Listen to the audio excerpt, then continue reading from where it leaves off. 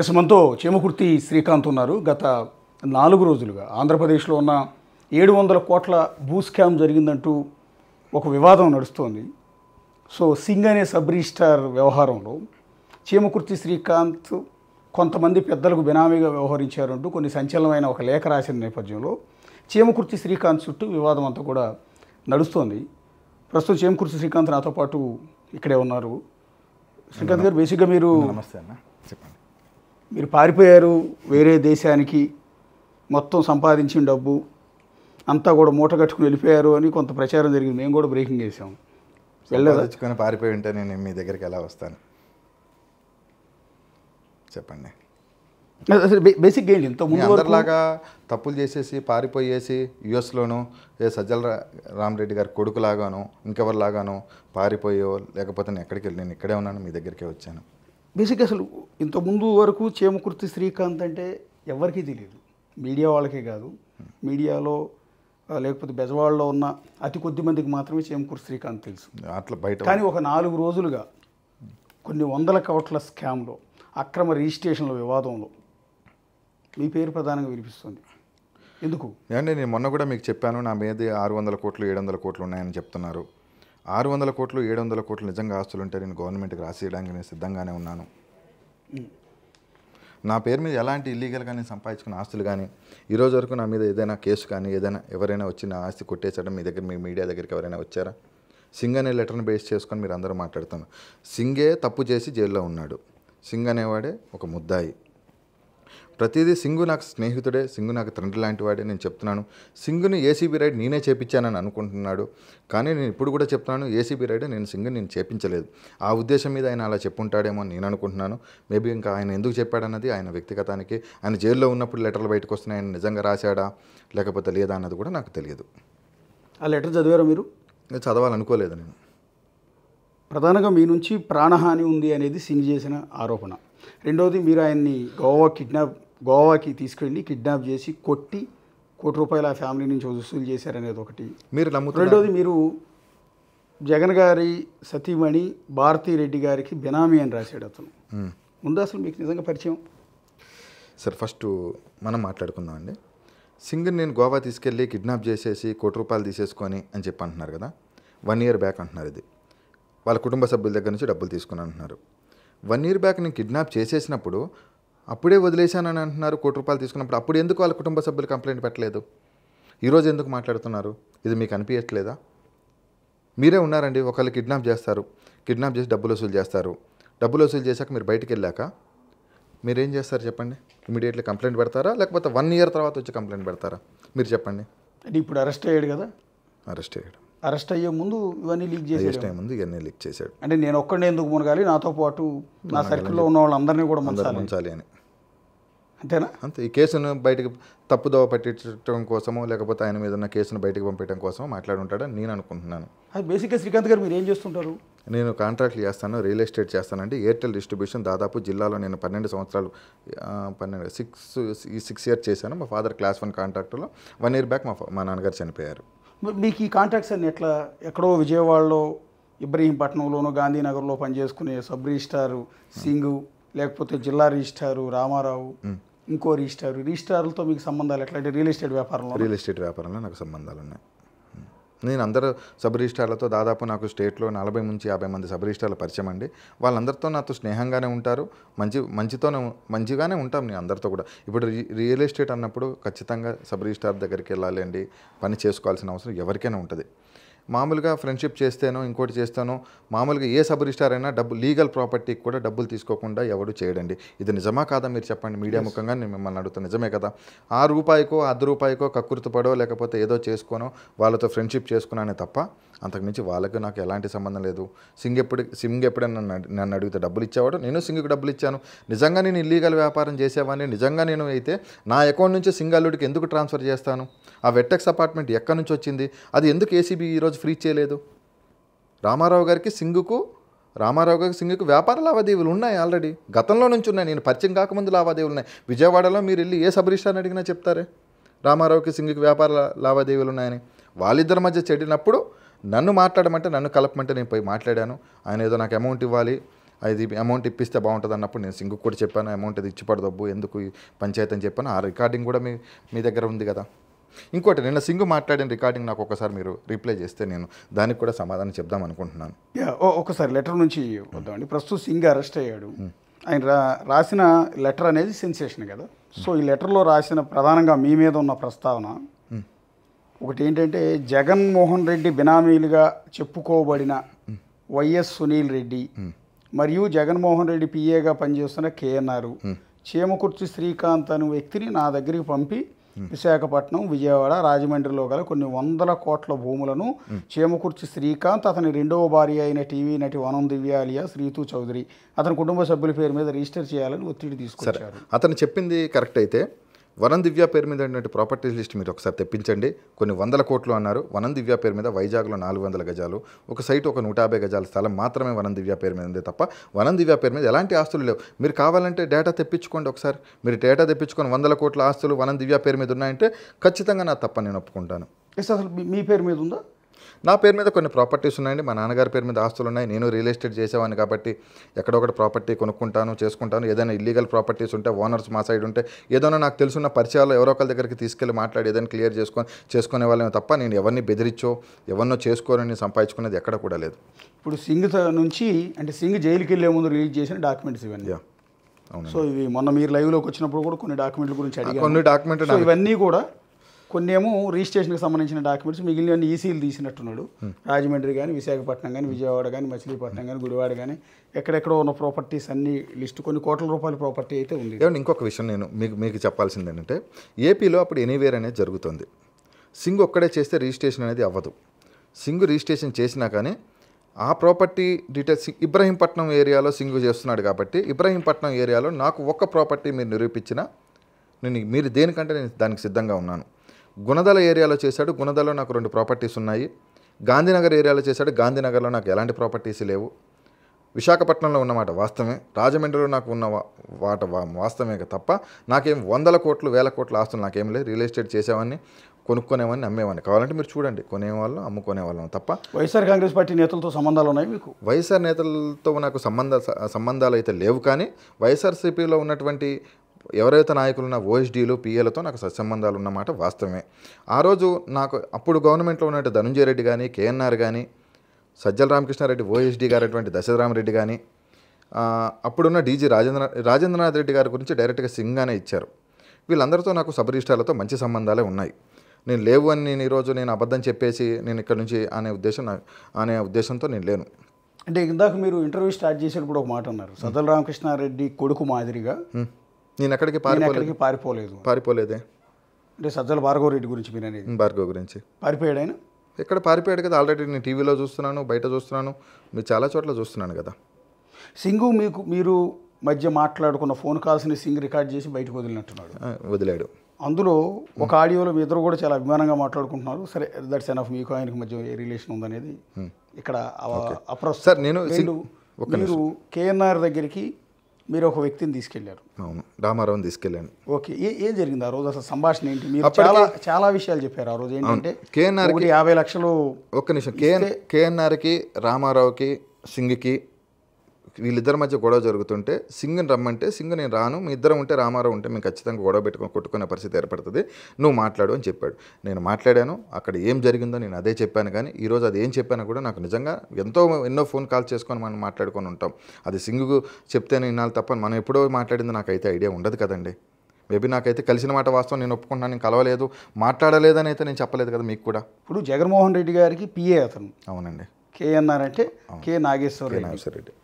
ఒక పిఏ దగ్గరికి మీరు వెళ్ళాల్సిన అవసరం ఏంటి? పిఏ డ్యూటీ వేరు కదా బేసిక్గా. జగన్మోహన్ రెడ్డి గారు అప్పుడున్న గవర్నమెంట్ వ్యవహారాలు ఒక విషయం, అప్పుడున్న గవర్నమెంట్లో ఉన్నటువంటి సబ్ రిజిస్టార్లు అన్నిటి కూడా ట్రాన్స్ఫర్లు కూడా కేఎన్ఆర్, సజ్జల రామకృష్ణారెడ్డి గారు, ఓఎస్డీ, ధనుంజయ రెడ్డి గారి ద్వారా మాత్రమే జరిగేది తప్ప వితౌట్ ఏది లేకుండా అక్కడ ట్రాన్స్ఫర్లు జరిగేవి కాదు. కేఎన్ఆర్ ట్రాన్స్ఫర్లు చేయించేవాడు. కేఎన్ఆర్ చేస్తాడు. ఇక్కడ ఎలా ఉంటుందంటే సబ్ రిజిస్టార్ల వ్యవస్థ అనేది ఎలా ఉంటుందంటే అండి, ఒక 5 నేను చేయించుకుంటాను. ఇది జగన్మోహన్ రెడ్డి గారికి తెలిసి జరుగుండదని నేను అనుకుంటున్నాను. కొన్ని ట్రాన్స్ఫర్లు కేఎన్ఆర్ చేస్తాడు, కొన్ని ట్రాన్స్ఫర్ సజ్జల ఓఎస్డీ చేస్తారు, కొన్ని ట్రాన్స్ఫర్లు ధనుంజయ రెడ్డి చేస్తారు. ఇలా ట్రాన్స్ఫర్స్ అనేది ఒక మ్యూచువల్గా పంచుకుంటారు వాళ్ళు. ఓకే, పంచుకొని ఇలా చేసుకుంటారు. చేసుకున్నాక వాళ్ళిద్దరి మధ్య ఏదైనా ఫైనాన్షియల్ ట్రాన్సాక్షన్స్ వస్తే ఏసీబీ కేసులు పెడతారు. అదే విషయంలో నా మీద ఏసీబీ కేసు రాఘవరావు ఇరికిచ్చారే. రాఘవరావు ఏసీబీ కేసు జరిగిన రోజున రాఘవరావు నాకు ఫోన్ చేశాడే, నాకు ఫోన్ చేసి అన్న ఇబ్బందుల్లో ఉన్నా అంటే నా దగ్గరకు వచ్చినప్పుడే కదా ఏసీబీ పట్టుకుంది రాఘవరావుని. రాఘవరావు అనే వ్యక్తి ఇంకో సబ్ రిజిస్టార్. ఆ రోజు పడమట సబ్ రిజిస్టార్. కృష్ణా జిల్లాలోనే అత్యధిక పెద్ద సబ్ రిజిస్టార్ ఆఫీసు పడమట సబ్ రిజిస్టార్ ఆఫీసు. పడమట సబ్ రిజిస్టార్ పోస్ట్ కోసమే 2 కోట్లు ఆఫర్ చేశారని అప్పుడు పడమట సుభాష్ చంద్రబోస్ ఆరోపణ కూడా చేశారు. సుభాష్ చంద్రబోస్ అప్పుడు వీడియోలు వచ్చినాయి, డబ్బులు వచ్చినాయి. పడమట సబ్ రిజిస్టార్ అనేది స్టేట్లోనే ఆంధ్రప్రదేశ్లోనే పెద్ద ఆఫీసు. దాదాపు రోజుకు 100 కోట్ల ట్రాన్సాక్షన్ జరిగే ఆఫీస్ అది పడమట సబ్ రిజిస్టార్ ఆఫీస్ అనేది. పడమట సబ్ రిజిస్టార్ ఆఫీస్ రాఘవరావు ఇష్యూ జరిగినప్పుడు రాఘవరావు ఏసీబీ వాళ్ళు పట్టుకున్నప్పుడు సింగుకి బినామీ శ్రీకాంత్ అని ఆ రోజు రాయించారు. కొంతమంది సబ్ రిజిస్టార్ల పేర్లు రాయించారు. ఎందుకు రాయిపించారంటే వీళ్ళందరినీ పిలిపించి బ్లాక్మెయిల్ చేసి డబ్బులు తీసుకోవడం కోసమే రాయిపించారు తప్ప మరి వీళ్ళందరితో పాటు నా ఆస్తులు, నా బ్యాంక్ అకౌంటు, నా బ్యాంక్ లాకర్లు, మా నాన్నగారివి, మా అమ్మగారివి వీళ్ళన్నీ మీరు ఇప్పుడు ఇవన్నీ చెప్పినవన్నీ కూడా ఫ్రీజ్లో ఉన్నాయి. ఒక 2 ప్రాపర్టీస్ మాత్రమే నేను ఒక 1 మంత్ బ్యాక్ 25 lakhs నాకు ఏదో అమౌంట్ అవసరం ఉంటే మార్టిగేజ్ పెట్టుకొని తీసుకున్నాను. మిగతావన్నీ కూడా ఫ్రీజే చేశారే. కాబట్టి డేటా తెప్పించుకోండి మీరు. అసలు రాఘవరావు మీద ఏసీబీ రైడ్ అయ్యే అతను ఏసీబీకి పట్టుబడ్డాడు. ఒక సబ్ రిజిస్టార్ పట్టుబడితే చేమకుర్తి శ్రీకాంత్ ఆస్తులు ఎందుకు సీజ్ చేశారు? మిమ్మల్ని ఎందుకు ఇన్వాల్వ్? అది ఏసీబీని అడగండి, అప్పుడున్న కేఎన్ఆర్ని మన దశరామరెడ్డి గారిని అడగండి. వాళ్ళు పట్టించారని మీ పేరు? వాళ్ళే పట్టించారు. నాకు ఏసీబీ వాళ్ళే చెప్పారు, నువ్వు వెళ్ళి వాళ్ళతో మాట్లాడుకో, ఎందుకు నీకు వాళ్ళతో ఎందుకు ఏదైనా ఉంటే వెళ్ళి మాట్లాడుకో అన్నారు. నేను ఆ రోజు డబ్బులు ఇచ్చే పొజిషన్లో లేనే. నేను వెళ్ళిపోయాను. మా నాన్నగారికి బాగాలేదు. మా నాన్నగారు హాస్పిటల్లో ఏజ్లో 2 నెలలు ఉన్నారు. తర్వాత మా నాన్నగారు చనిపోయారు. ఆ రీతుని పిలిపెట్టడం, ఏసీబీ వాళ్ళు లేనిపోనివని నా మీద చెప్పడం. ఏమండి ఒక్క విషయం చెప్తాను. ఏసీబీ వాళ్ళ పని ఏంటంటే అసలు యాక్చువల్గా ఏసీబీ వాళ్ళు ఏంటి? నువ్వేమైనా అక్రమాస్తులు ఏమైనా సంపాదించావా, లేకపోతే అక్రమంగా ఏమైనా ఉన్నా, ఇవే కదా చూసుకోవాల్సింది. ఏసీబీ అంటే ఏంటి? Anti collection bureau. ఆంధ్రప్రదేశ్లో గత గవర్నమెంట్లో ఉన్నప్పుడు ఏసీబీ అంటే యాంటీ కలెక్షనే. కలెక్షన్ తప్ప వేరేది ఏముండదు. సబ్ రిజిస్టార్ ఆఫీసులో సబ్ రిజిస్టార్లు ఏసీబీకి డబ్బులు ఇవ్వకుండా గత ప్రభుత్వంలో ఒక్కడన్నా పనిచేశాడు అంటే నేను ఏ గుడికి వచ్చి ఆ గుడికి వచ్చి ప్రమాణం చేయమంటే నేను ప్రమాణం చేస్తాను. ఇప్పుడున్న సబ్ రిజిస్టార్లు అందరినీ రమ్మని, కాణిపాకం రమ్మని చెప్పండి, అందరినీ సబ్ రిజిస్టార్లు ఎవరు నేను ఏసీబీకి డబ్బులు ఇవ్వలేదని ప్రమాణం చేయమని చెప్పండి. ఎవరు వాళ్ళ ఉద్యోగాల అవసరాల కోసం అబద్ధాలు ఆడతారే తప్ప వాళ్ళ తప్పించుకుంటారు. ఈరోజు అందరూ తప్పించుకున్నారు. చివరికి బలిపశువు నన్ను చేశారు కదా. ఇప్పుడు మీ మీద కేఎన్ఆర్, దశరథ రామరెడ్డి వాళ్ళే పెట్టించారు. అంత పగ మీ మీద? అది నాకు అప్పుడు ఏసీబీ వాళ్ళు చెప్పారు. వాళ్ళు చెప్తాను మేము కేసు పెట్టాను నీ మీద, ఏదైనా ఉంటే వాళ్ళతో మాట్లాడుకో అని చెప్పారు. అంటే మీకును కేఎన్ఆర్కి వీళ్ళకి మధ్య ఆ కాన్వర్సేషన్ అంతా కూడా బాగానే ఉంది కదా, మీకు వాళ్ళతో పరిచయం? అంటే దశరామరెడ్డి గారికి నాకు రాఘవరావు గారి ఇష్యూలో గొడవ జరిగిందండి. ఓకే. అప్పుడు ఓఎస్డి దశరామరెడ్డి గారికి రాఘవరావు సజ్జల రామకృష్ణారెడ్డి చాలాసార్లు కలిశాడు వెళ్ళి. ఓకే. అక్కడ ఇష్యూలో పడమట సురేష్ బాబు మధ్యలో ఉండి ఏదో అమౌంట్ ఇష్యూ వచ్చినప్పుడు రాఘవరావు నన్ను నమ్మిచ్చినప్పుడు యాజ్ ఫ్రెండ్గా నేను తీసుకెళ్ళి ఇచ్చినప్పుడు నువ్వు ఖచ్చితంగా ఇవ్వాల్సిన అక్కడ కొంత ఇష్యూ జరిగింది. అది మంచి పద్ధతి కాదని నేను చెప్పాను. ఆ తర్వాత చిలికి గాలివాన అవుతుందని అంటారు కదా. అట్లాగా నాకు ఏదో విజయవాడలో ఒక 400 ఒక అపార్ట్మెంట్ ఉంటే అది ఏదో తక్కువ అడిగారు. నేను ఆ రోజు నేను ఇవ్వనని చెప్పాను. నేనే డబ్బులు పెట్టి కొనుక్కున్నాను, నేను ఇవ్వనని చెప్పాను. అక్కడతో ఇష్యూ అయిపోయింది. ఈలోపు ఏసీబీ కేసు నా మీద ఇవన్నీ కూడా బయటకు రావడం జరిగింది. మీరు కేఎన్ఆర్తో ఎక్కడ కలిసారు, ఎన్నిసార్లు కలిసి ఉంటారు? కేఎన్ఆర్తో నాకు తెలిసి నేను 2 times కలిశానండి. ఎప్పుడైనా ఫోన్లో అయితే మాట్లాడాను. నేను ఫోన్లో నా ఫోన్లు ఎందుకు తీసుకెళ్ళిపోయారు? ఏసీబీ వాళ్ళు నా ఇంటికి వచ్చి రైడ్ చేసి నా ఫోన్లు ఫస్ట్ సారి రైడ్ చేసినప్పుడు రాఘవరావు రైడ్ చేసినప్పుడు నా కారులో 4 ఫోన్లు దొరికినాయి. 4 ఫోన్లు తీసుకెళ్ళిపోయారు. అవి సీజ్ చేశారు, అవి చూపించారు. మా ఇంటికి వచ్చి ఏసీబీ రైడ్ జరిగినప్పుడు శివప్రసాద్తో పాటు 2 ఆఫీసర్లు వచ్చి మా ఇంటికి మా నాన్నగారు చనిపోయిన రోజు డేటు లేకుండా నోటీస్ ఇచ్చిన చరిత్ర మీరు ఇదెందుకు మీరు పబ్లిష్ చేయలేకపోతున్నారు? మీరు ఇవన్నీ నాకు చెప్తున్నారు, మీరు నన్ను అన్నీ అడుగుతున్నారండి. ఇది ఎందుకు మీరు చేయలేకపోతున్నారు? ఒకసారి మీరే నోటీస్ చూద్దురండి. ఓకే, మీరు కాపీ ఇద్దరు. కానీ ఇంకోటి చెప్పండి. ఓకే, అసలు కేఎన్ఆర్ బేసిక్గా సీఎంకి పిఏగా చేయాల్సిన వ్యక్తి బయట సెటిల్మెంట్లు, ఇలాంటి లాలూచీలు, దౌర్జన్యాలు ఇవన్నీ కూడా చేసేవాడు. అంటే మేము ఫ్రెండ్ సర్కిల్లో విన్నప్పుడు కానీ బయట వినేటప్పుడు కానీ ఒక్క నిమిషం నేను చెప్పాలనుకుంటున్నాను. కేఎన్ఆర్ అనే వ్యక్తి అప్పుడే గవర్నమెంట్ వచ్చింది. విజయవాడలో ఆయనకి ఎలాంటి ఆస్తులు లేవు. అలాంటి విజయవాడలో సొంత ఇల్లు ఎలా కొనుక్కోగలిగాడు ఆయన? వాళ్ళ ఆవిడ పేరు మీద అపార్ట్మెంట్ ఉంది కదా, అది సింగే రిజిస్ట్రేషన్ చేశాడు కదా. సింగికి వాళ్ళిద్దరికి పరిచయం అక్కడే కదా ఏర్పడ్డది. ఓకే. అట్లానే టీవీఎస్ లేక్ వ్యూ అపార్ట్మెంట్లో కడపలో ఉన్న అపార్ట్మెంటు లోనుకు సంబంధించి ఇక్కడ సింగే చేశాడు కదా. ఓకే, సరే ఒక్క ఫ్లాటేనా? ఒక ఫ్లాట్ ఉండటంలో పెద్ద అభ్యంతరమే లేదు. అంటే 1, 2 నాకు తెలియదు కానీ మేబీ రిజిస్ట్రేషన్ సింగ్ చేసేవాడు. కేఎన్ఆర్కి సంబంధించిన సింగ్ చేసేవాడు. నిన్న కూడా సింగ్ ఏం చెప్పాడంటే గవర్నమెంట్లో ఉన్న ఏసీబీ ఆఫీసర్లు నేను చేయించానని చెప్పలేదు. మీరు ఒకసారి వినండి. గవర్నమెంట్లో ఉన్న హయ్యర్ అఫీషియల్స్ అందరూ నాకు ఫోన్ చేయించి రిజిస్ట్రేషన్ చేయించుకున్నారని చెప్పాడు. ఓకే, క్లియర్గా చెప్పాడు. మీకు ఐడియా ఉందా?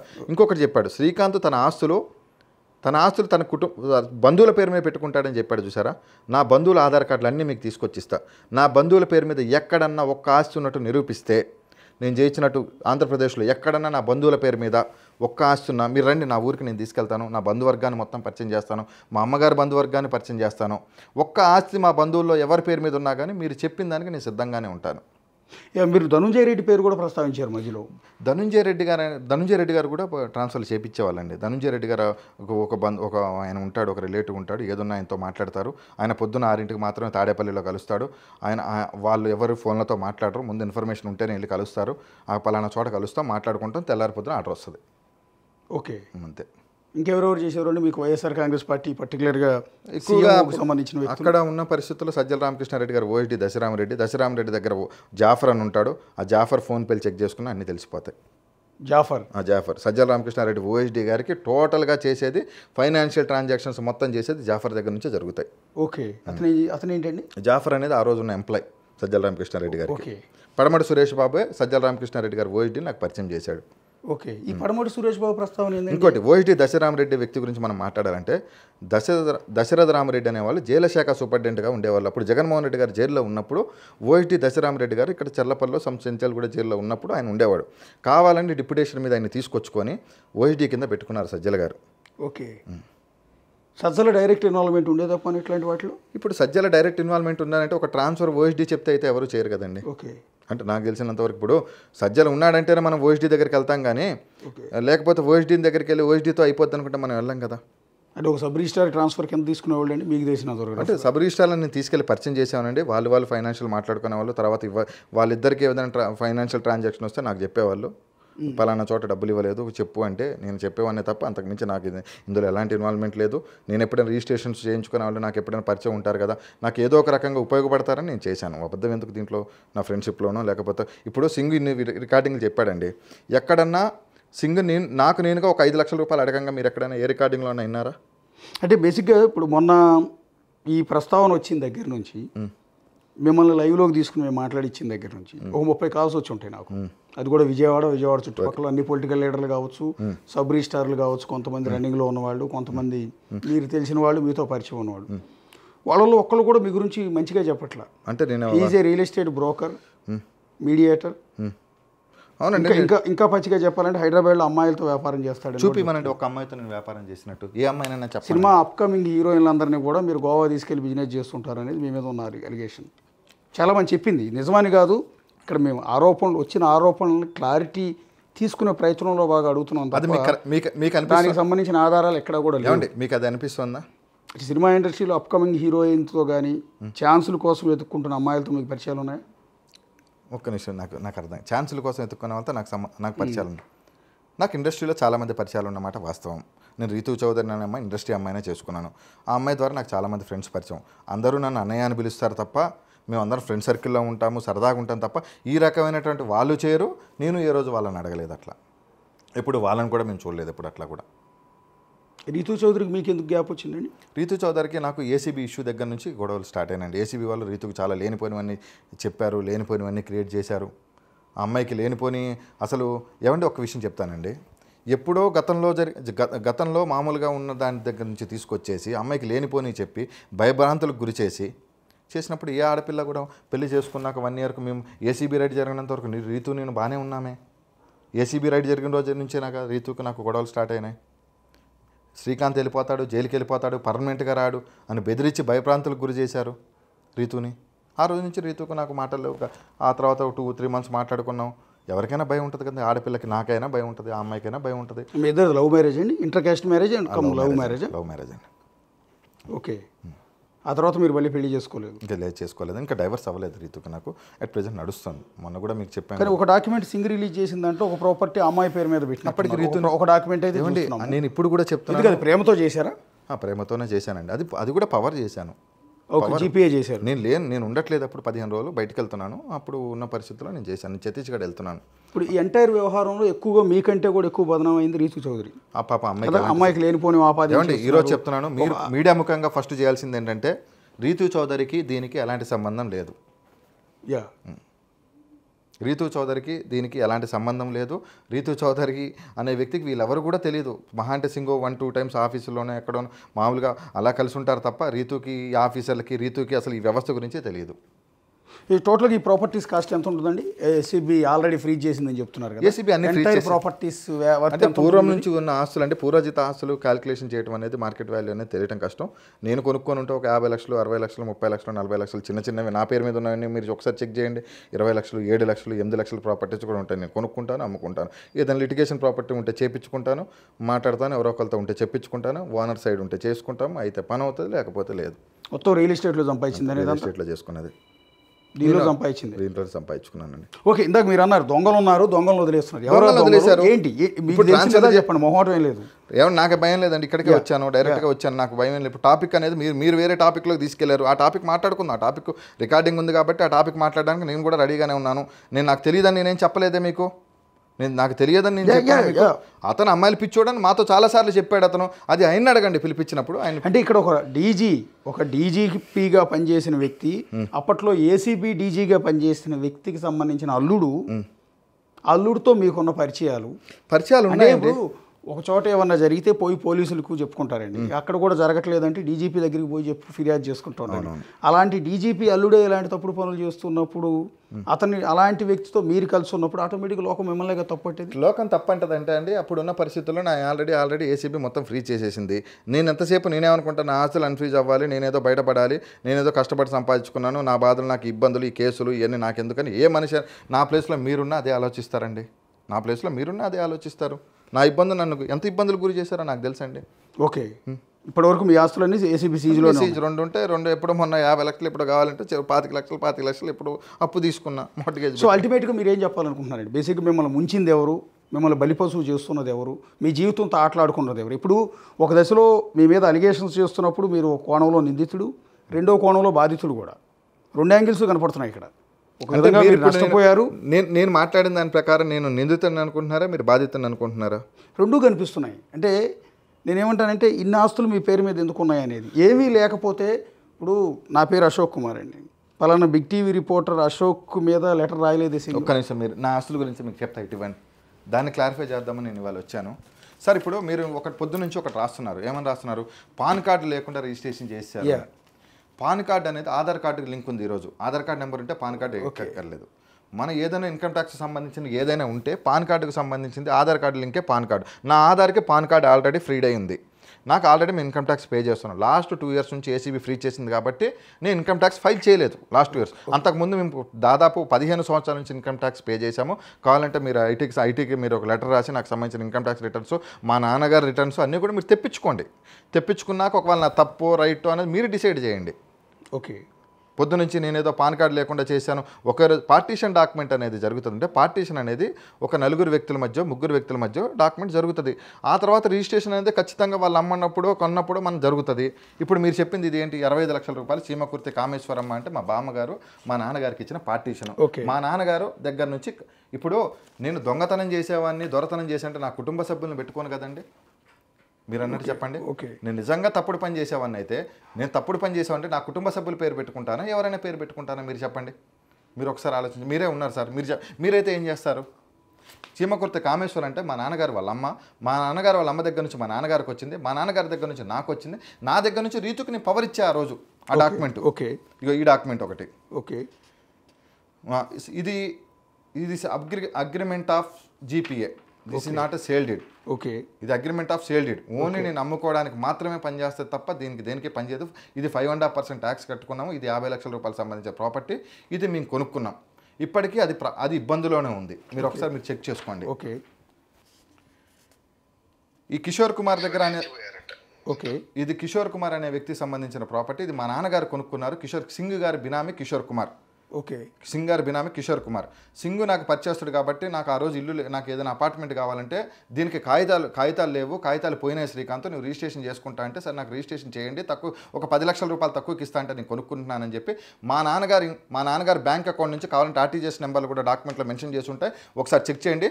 ధనలక్ష్మి బ్యాంకులో కూడా లోన్ ఉంది, ఆ లోన్ కూడా ఫ్రీ చేశారు. ఇది ఈ డాక్యుమెంట్.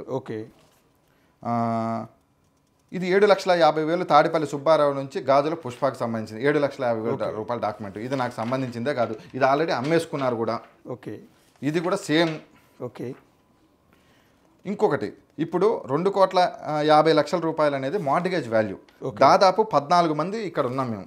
14 మంది కలిసి 2,50,00,000కి మేము మార్టిగేజ్ చేసుకున్నాం. ఇది 14 మంది కలిసి చేసుకుంది. ఈ 10 కోట్ల రూపాయల ప్రాపర్టీ నాది కాదు, ఇది మార్టిగేజ్ డబ్బులు ఇచ్చాం మేము. 2 కోట్ల రూపాయల డబ్బులు మాత్రమే ఇచ్చాం 14 మంది కలిపి. ఆ 14 మంది ఇచ్చిన డబ్బులు ఇది ఆల్రెడీ ఏసీబీ వాళ్ళ దగ్గర నేను డేటా రాసి ఇచ్చేసాను ఆ రోజు. ఇవన్నీ కూడా గత ప్రభుత్వంలోనే ఏసీబీ వాళ్ళు తీసేసుకున్న డేటానే మీరు ముందు పెట్టి ఇది నాది, ఇది నాది, నాది ఇది, ఈ రోజు ఏదో సంపాదించుకున్నట్టు చూపిస్తున్నారు. ఇవన్నీ కూడా గతంలో జరిగిపోయినవే, గతంలో ఉన్నవి ఇవన్నీ కూడా ఏసీబీ వాళ్ళ దగ్గర. ఇదే ఒకటి మీకు చెప్పాల్సింది ఏంటంటే, సబ్ రిజిస్టార్గా తలబడిపోయిన కొమ్ములు తిరిగిన వ్యక్తి సింగ్ అనే వ్యక్తి. సో సింగ్ అనే వ్యక్తి ఇక్కడ పవిత్రుడని ఎవరో కూడా చెప్పట్లేదు. సింగ్ మీద అనేక అలిగేషన్స్ ఉన్నాయి. సింగ్ మీద బెజవాడ మొత్తం అతను చేసే కార్యాలు. ఇంకొకటి నేనేమంటానంటే, అలాంటి తలబడిపోయి తల ఊడిపోయింది, బొచ్చు కూడా ఊడిపోయింది నెత్తి మీద. అలాంటి వ్యక్తి కొన్ని డాక్యుమెంట్స్ని ఉద్దేశపూర్వకంగా జైలుకి వెళ్ళే ముందు రిలీజ్ చేసి మీ అందరి పేర్లు రాశాడు అంటే అర్థం మీరు చెప్పినంత ఈజీగా, మీరు చెప్పినంత సులువుగా సింగ్ కాదు. మీరేం చెప్తున్నారంటే, నాది అసలు నేను ఇంత తప్పు కూడా చేయలేదు, నేను శ్రీరామచంద్రుడు లాంటి వాడిని అన్నట్టుగా చెప్తున్నారు. కానీ అంత తలబండిపోయిన సింగ్ మీ మీద ఆరోపణ చేశాడంటే అంత అమాయకత్వంతో చేస్తాడా?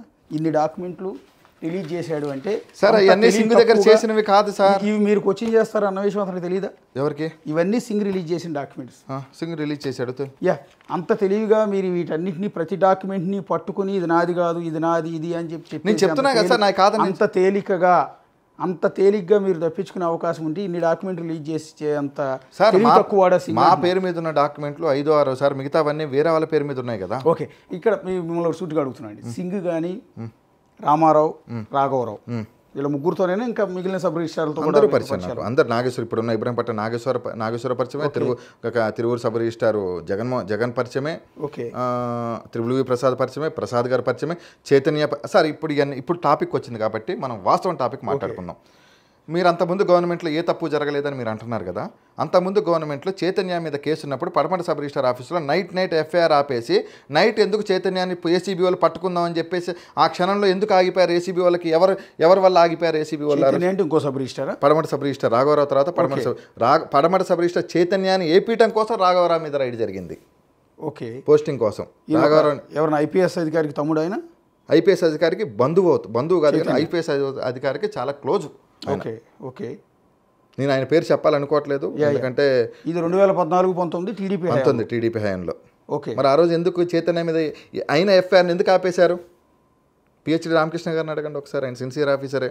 నాకు తెలిసినంతవరకు ఆయన కలుద్దామని చాలాసార్లు నా బాధ చెప్పుకుందామని నేను వెళ్తే ఏ రోజు ఆయన నన్ను కింద ఆఫీసర్లు జేడీ గారు కానీ వాళ్ళు ఎవరు కూడా నన్ను పోనిచ్చేవాళ్ళు కాదే. ఇప్పుడు మీ ఉద్దేశంలో మీకు తెలిసిన సమాచారం ప్రకారం సింగ్ కానీ రామారావు కానీ రాఘవరావు కానీ వీళ్ళందరికీ సుమారుగా ఎంత ఆస్తులు ఉంటాయండి? సింగు రామారావు బిజినెస్ పార్ట్నర్స్ అండి, వాళ్ళకి అక్కడే చెడింది వాళ్ళిద్దరికి. ఓకే, ఎంత ఉంటాయండి అక్రమంగా సంపాదించిన సొమ్ములు? అంటే ఇప్పుడు నేను చెప్తానండి, అది రేపు పొద్దున్న నన్నే చూపించమంటే నేను ఎక్కడి నుంచి తెచ్చి చూపిస్తా? ఊరికి రఫ్గా సుమారుగా 800 సింగ్ ఇంకొక 50 సంవత్సరాలు జైల్లో ఉన్నా కానీ ఆయన రోజు ₹1,00,000 తిన్నా కానీ అరగదండి, అంత ఆస్తి ఉంటుంది సింగ్కి. రామారావు అనే వ్యక్తి ఎప్పుడో దాటిపోయాడు. ఇప్పుడు అమెరికా పారిపోయాడని చెప్తున్నారు. మరి ఎలా వెళ్ళిపోయాడు రామారావు? దీనికి ఆన్సర్ ఎందుకు లేదు? శ్రీకాంత్ పారిపోయాడు అని వేస్తారు, శ్రీకాంత్ వెళ్ళిపోయాడు అంటాడు. ఏసీబీ వాళ్ళు నాకు సార్ ఇప్పుడు ఒక కేసులో నేను ఉన్నప్పుడు ఏసీబీ నాకు నోటీస్ పంపాలి కదా. గతంలో డేట్ లేకుండా నోటీస్ పంపించి సింగ్ దొరకముందు, సింగ్ దొరికాక నాకు నోటీస్ పంపిస్తే ఖచ్చితంగా నేను రియాక్ట్ అవుతాను. మీ మీడియాకి ఎప్పుడు శ్రీకాంత్ గారు మీరు కూర్చున్నారు కదా అని మీరేం దోషి కాదు, మీరు ముద్దాయి కాదు, ఆరోపణలు ఎదుర్కొంటున్న వ్యక్తి మాత్రమే. వాళ్ళు మీరు ఎక్కడ కూర్చున్నారు నేను అడుగుతున్నాను కదా అని మీరేం దోషి కాదు. ఫస్ట్ ఆఫ్ ఆల్ గుర్తుపెట్టుకోండి. ఫస్ట్ ఆఫ్ ఆల్ ఒక టీవీ స్టూడియోకి మిమ్మల్ని పిలిపించి మరి కూర్చొని మాట్లాడుతున్నామంటే మీ మీద ఆరోపణలు మాత్రమే నమ్ముతున్నాం, నిజాలని అనుకోవట్లేదు. వచ్చిన ఆరోపణలు మీ మీద సింగ్ చేసిన ఆరోపణలు, ఇంకొంతమంది చేస్తున్న ఆరోపణల మీద మీ ఆన్సర్ని జనాలకు చెప్పిస్తున్నాం. ఇక్కడ అదే రామారావుని ఇక్కడ కూర్చోబెట్టలే మేము. నేను ఇన్ని చెప్పాను కదండి. మరి నేను 3 రోజుల క్రితమే దశరామరెడ్డి పేరు చెప్పేశాను, కేఎన్ఆర్ పేరు చెప్పేశాను, ధనుంజయ రెడ్డి, వీళ్ళందరూ ఎందుకు మాట్లాడలేపారు 4 రోజుల నుంచి ఈ రోజు వరకు? ఎవరు ఒక్కడు కూడా నోరు ఇప్పట్లేదు. ఎందుకు ఇప్పట్లేదు? అంబటి రాంబాబు వచ్చి ఎవరో చీమకుర్తి శ్రీకాంత్ అని మాట్లాడేసి వెళ్ళిపోయాడు. ఎందుకు వీళ్ళందరూ మాట్లాడట్లేదు? నా ఫోన్ వాళ్ళు అంటున్నది ఏంటంటే వైఎస్ఆర్ కాంగ్రెస్ పార్టీ వాళ్ళు ఒక కేసు పెట్టారు, మా బిగ్ టీవీ మీద కూడా ఒక కేసు పెట్టుకునేయండి. అసలు చీమకుర్తి శ్రీకాంత్ అనే వ్యక్తి ఎవరో మాకు తెలియదు. ఫస్ట్ ఆఫ్ ఆల్ చీమకుర్తి శ్రీకాంత్కి కేఎన్ఆర్కి లింక్ పెడుతూ తప్పుడు కథనాలు రాశారు అని. అసలు మీరు ఎవరు వాళ్ళకి సరే, రిలేటెడ్? చిమ్మకుర్తి శ్రీకాంత్ నేను చెప్పిన పేర్లకు తెలియదని అంటున్నారు కదా. కేఎన్ఆర్ అనే వ్యక్తి నాకు తిరుపతిలో దర్శనం చేయించాడు, ఆ డేటా తెప్పించుకోండి. పరిచయం లేదని చెప్తున్నాడు కదా అంబటి రాంబాబు, దట్స్ ఫైన్. అది అది అది పక్కన పెట్టేసేయండి. దశరథరామరెడ్డి వెస్టిన్ హోటల్లో నా పేరు మీద బుకింగ్ అయి ఉంటుంది. ఆ రోజు దశరథరామరెడ్డి రోజు ఎందుకు వెస్టిన్ హోటల్లో స్టే చేశాడు అది అడగండి. దశరథరామరెడ్డి గారు నేను చాలాసార్లు కలిశాము బయట, అదొకసారి అడగండి. ఇవన్నీ చెప్తే జాఫర్ అనే అకౌంట్ ఓపెన్ చేయండి. నా అకౌంట్ నుంచి డబ్బులు వెళ్ళినాయో లేదో అప్పుడు అడిగితే కూడా నేను పంపించాను, అది కూడా చెక్ చేయండి. ఎవరో తెలియదు అని తప్పించేసుకొని వెళ్ళిపోతే ఎక్కడికి పోరు కదండి. దశరథరామరెడ్డికి మీరు ఇక్కడ వెస్టిన్ హోటల్లో రూమ్ చేసి చూడండి. ఇవాళ ఎవరో తెలియదు అంటున్నారు కదా. ఓకే, శ్రీకాంత్ ఎవరో తెలియదు అంటున్నారు కదా. ఇప్పుడు దశరథరామరెడ్డి రన్నింగ్లో ఉన్నాడండి జాబు. ఆయన అంతకుముందు జైలశాఖ సూపరింటెండెంట్ నుంచి రీసెంట్గా వేరే మన గవర్నమెంట్ వచ్చాక ఏదో సంథింగ్ ఏదో ఇచ్చారు ఆయనకి. ఆయన పోస్టింగ్లో ఉన్నాడు మన గవర్నమెంట్లో, రన్నింగ్లోనే ఉన్నాడు. టీడీపీ గవర్నమెంట్లో పోస్టింగ్లో ఉన్నారు ఆయన. ఓకే, ఆయనకి మీరు రూమ్ ఎందుకు బుక్ చేశారు? మీరు ఎందుకు రూమ్ బుక్ చేశారు ఆయనకి? అప్పుడున్న పరిచయంతో చేశాను. ఓకే, అంటే దశరథ తెలియదు అంటున్నారు కదా. శ్రీకాంత్ ఎవరో తెలియదు అంటున్నారు. ఇప్పుడు మీరు అన్నారు కదా శ్రీకాంత్ ఎవరో తెలియదు అంటే, శ్రీకాంత్ ఎవరో తెలియదు రమ్మనండి ఒకసారి. వాళ్ళకి వెనకాల డబ్బులు ఉంటాయండి. నా అన్ని ఫ్రీజ్ చేసుకున్నారు. నేను రూపాయి ఖర్చు పెట్టుకోలేను బయటకు వచ్చి. నేను ఈరోజు నిజంగా ఏసీబీ నిజంగా నన్ను తప్పుడు కేసులో పెట్టి అరెస్ట్ చేసినా నేను బెయిల్ వేసుకోలేని పరిస్థితిలో కూడా ఉన్నాను. నేను ఈఎంఐలు కట్టుకోలేని పరిస్థితిలో ఉన్నాను. మీరు చూడండి ఇవన్నీ కూడా. నేను ఎందుకంటే మీరు వాస్తవాలు అనేది తెలుసుకోవాలి. ఎందుకంటే నా దగ్గర ఏదో 100 కోట్లు 1000 కోట్లు ఉన్నాయంటున్నారు కదా. ఒకసారి చూడండి ఒకసారి. ఇది ఎప్పటి నుంచి మెసేజ్, ఈ కేసు ఎప్పుడైందో చూడండి, ఓపెన్ చేయండి మీరు ఒకసారి. Okay, please clear over due amount. Okay sir, phone చేయండి ఒకసారి, బ్యాంకుకి ఫోన్ చేయండి. Debit EMI. ఓకే, బ్యాంకుకి ఫోన్ చేయండి, ధనలక్ష్మి బ్యాంక్ ఈఎంఐ. కాల్ చేయండి ఒకసారి మీరు. ఓకే, డిసెంబర్ 17 నుంచి మెసేజ్లు వస్తున్నాయి ఈఎంఐ కట్టమని. ఓకే, నా బ్యాంక్ అకౌంట్లు ఫ్రీజ్ చేశారు. నాకు బ్యాంక్ అకౌంట్ లేదు ఈ రోజు వరకు. ఓకే, అన్నీ ఫ్రీజ్ చేశారు. నా బ్యాంక్ లాకర్ ఫోన్ చేశారు, పుస్తకాలు తాడు ఫ్రీజ్ చేశారు. ఓకే, గోల్డ్ లోన్ పెట్టింది ఈరోజు, నిన్న రాఘవరావుది రైడ్ జరిగింది. గోల్డ్ లోన్ నాకు ఎప్పుడు నాకు డబ్బులు అవసరం పెట్టుకుంటే ఆ రోజు ఫ్రీజ్ చేశారే. రికార్డు తెప్పియండి డీజీ గారు. ఇదంతా మిమ్మల్ని ఇరికిచ్చింది కేఎన్ఆర్ దశరథరామరెడ్డి, సజ్జల రామకృష్ణారెడ్డి. వాళ్ళు లేకుండా ఇది జరగదండి. ఓకే, కేవలం డబ్బుల కోసము, బ్లాక్మెయిల్ కోసమే వీళ్ళు ఏసీబీ రైడ్. మీరు ఇందాక చెప్పిన దాంట్లో ఒక ఇంట్రెస్టింగ్ ఎలిమెంట్ ఏంటంటే సబ్ రిజిస్టార్లో పోస్టింగ్లు అన్నీ కూడా ఒక్కొక్కరు పంచుకుంటారు. మనిషికి ఇప్పుడు ఎగ్జాంపుల్ ఉందనుకోండి, పడమట ఉందనుకోండి. ఫస్ట్ ధనుంజయ రెడ్డి గారు ఎగ్జాంపుల్, పడమట సబ్ రిజిస్టారు చేపించింది. పడమట ఎవరంటే చేపించింది సజ్జల రామకృష్ణారెడ్డి గారు, ఓఎస్డి. ఓకే, కాబట్టి సజ్జల గారు సీసీ ఫుటేజ్ తెప్పించుకోండి. సీసీ ఫుటేజ్ తెప్పేయండి సార్. సీసీ ఫుటేజ్ తెప్పించుకుంటే అన్నీ తెలుస్తాయి కదా. ఓకే, అది తెప్పించుకోండి, అక్కడ తెలిసిపోద్ది కదా. ఓకే, ఆయనకి పరిచయం ఉందో లేదో అన్న తెలిసిపోద్ది కదా. ఓకే, పడమట సురేష్ బాబు గారి కాల్ డేటా తెప్పించుకోండి. పడమట సురేష్ బాబు గారి కాల్ డేటా తీసుకుంటే పడమట సురేష్ బాబుకిను, సజ్జల రామకృష్ణారెడ్డి గారికిను, ఓఎస్డి దశరామరెడ్డి గారికి సంబంధాలు ఉన్నాయో లేవో ఒకసారి చూడండి మీరు కూడా. ఓకే, ఈ పడమట సురేష్ బాబు ఎందుకు వచ్చే లైన్లో? పడమట సురేష్ బాబు కూడా అవుట్ అయిపోయాడు కదా గతంలో పెనమలూరు ఎమ్మెల్యే. పడమట సురేష్ బాబు కూడా నాకులాగే బాధితుడు అంటారు నేను కూడా. ఓకే, ఏ విధంగా అండి?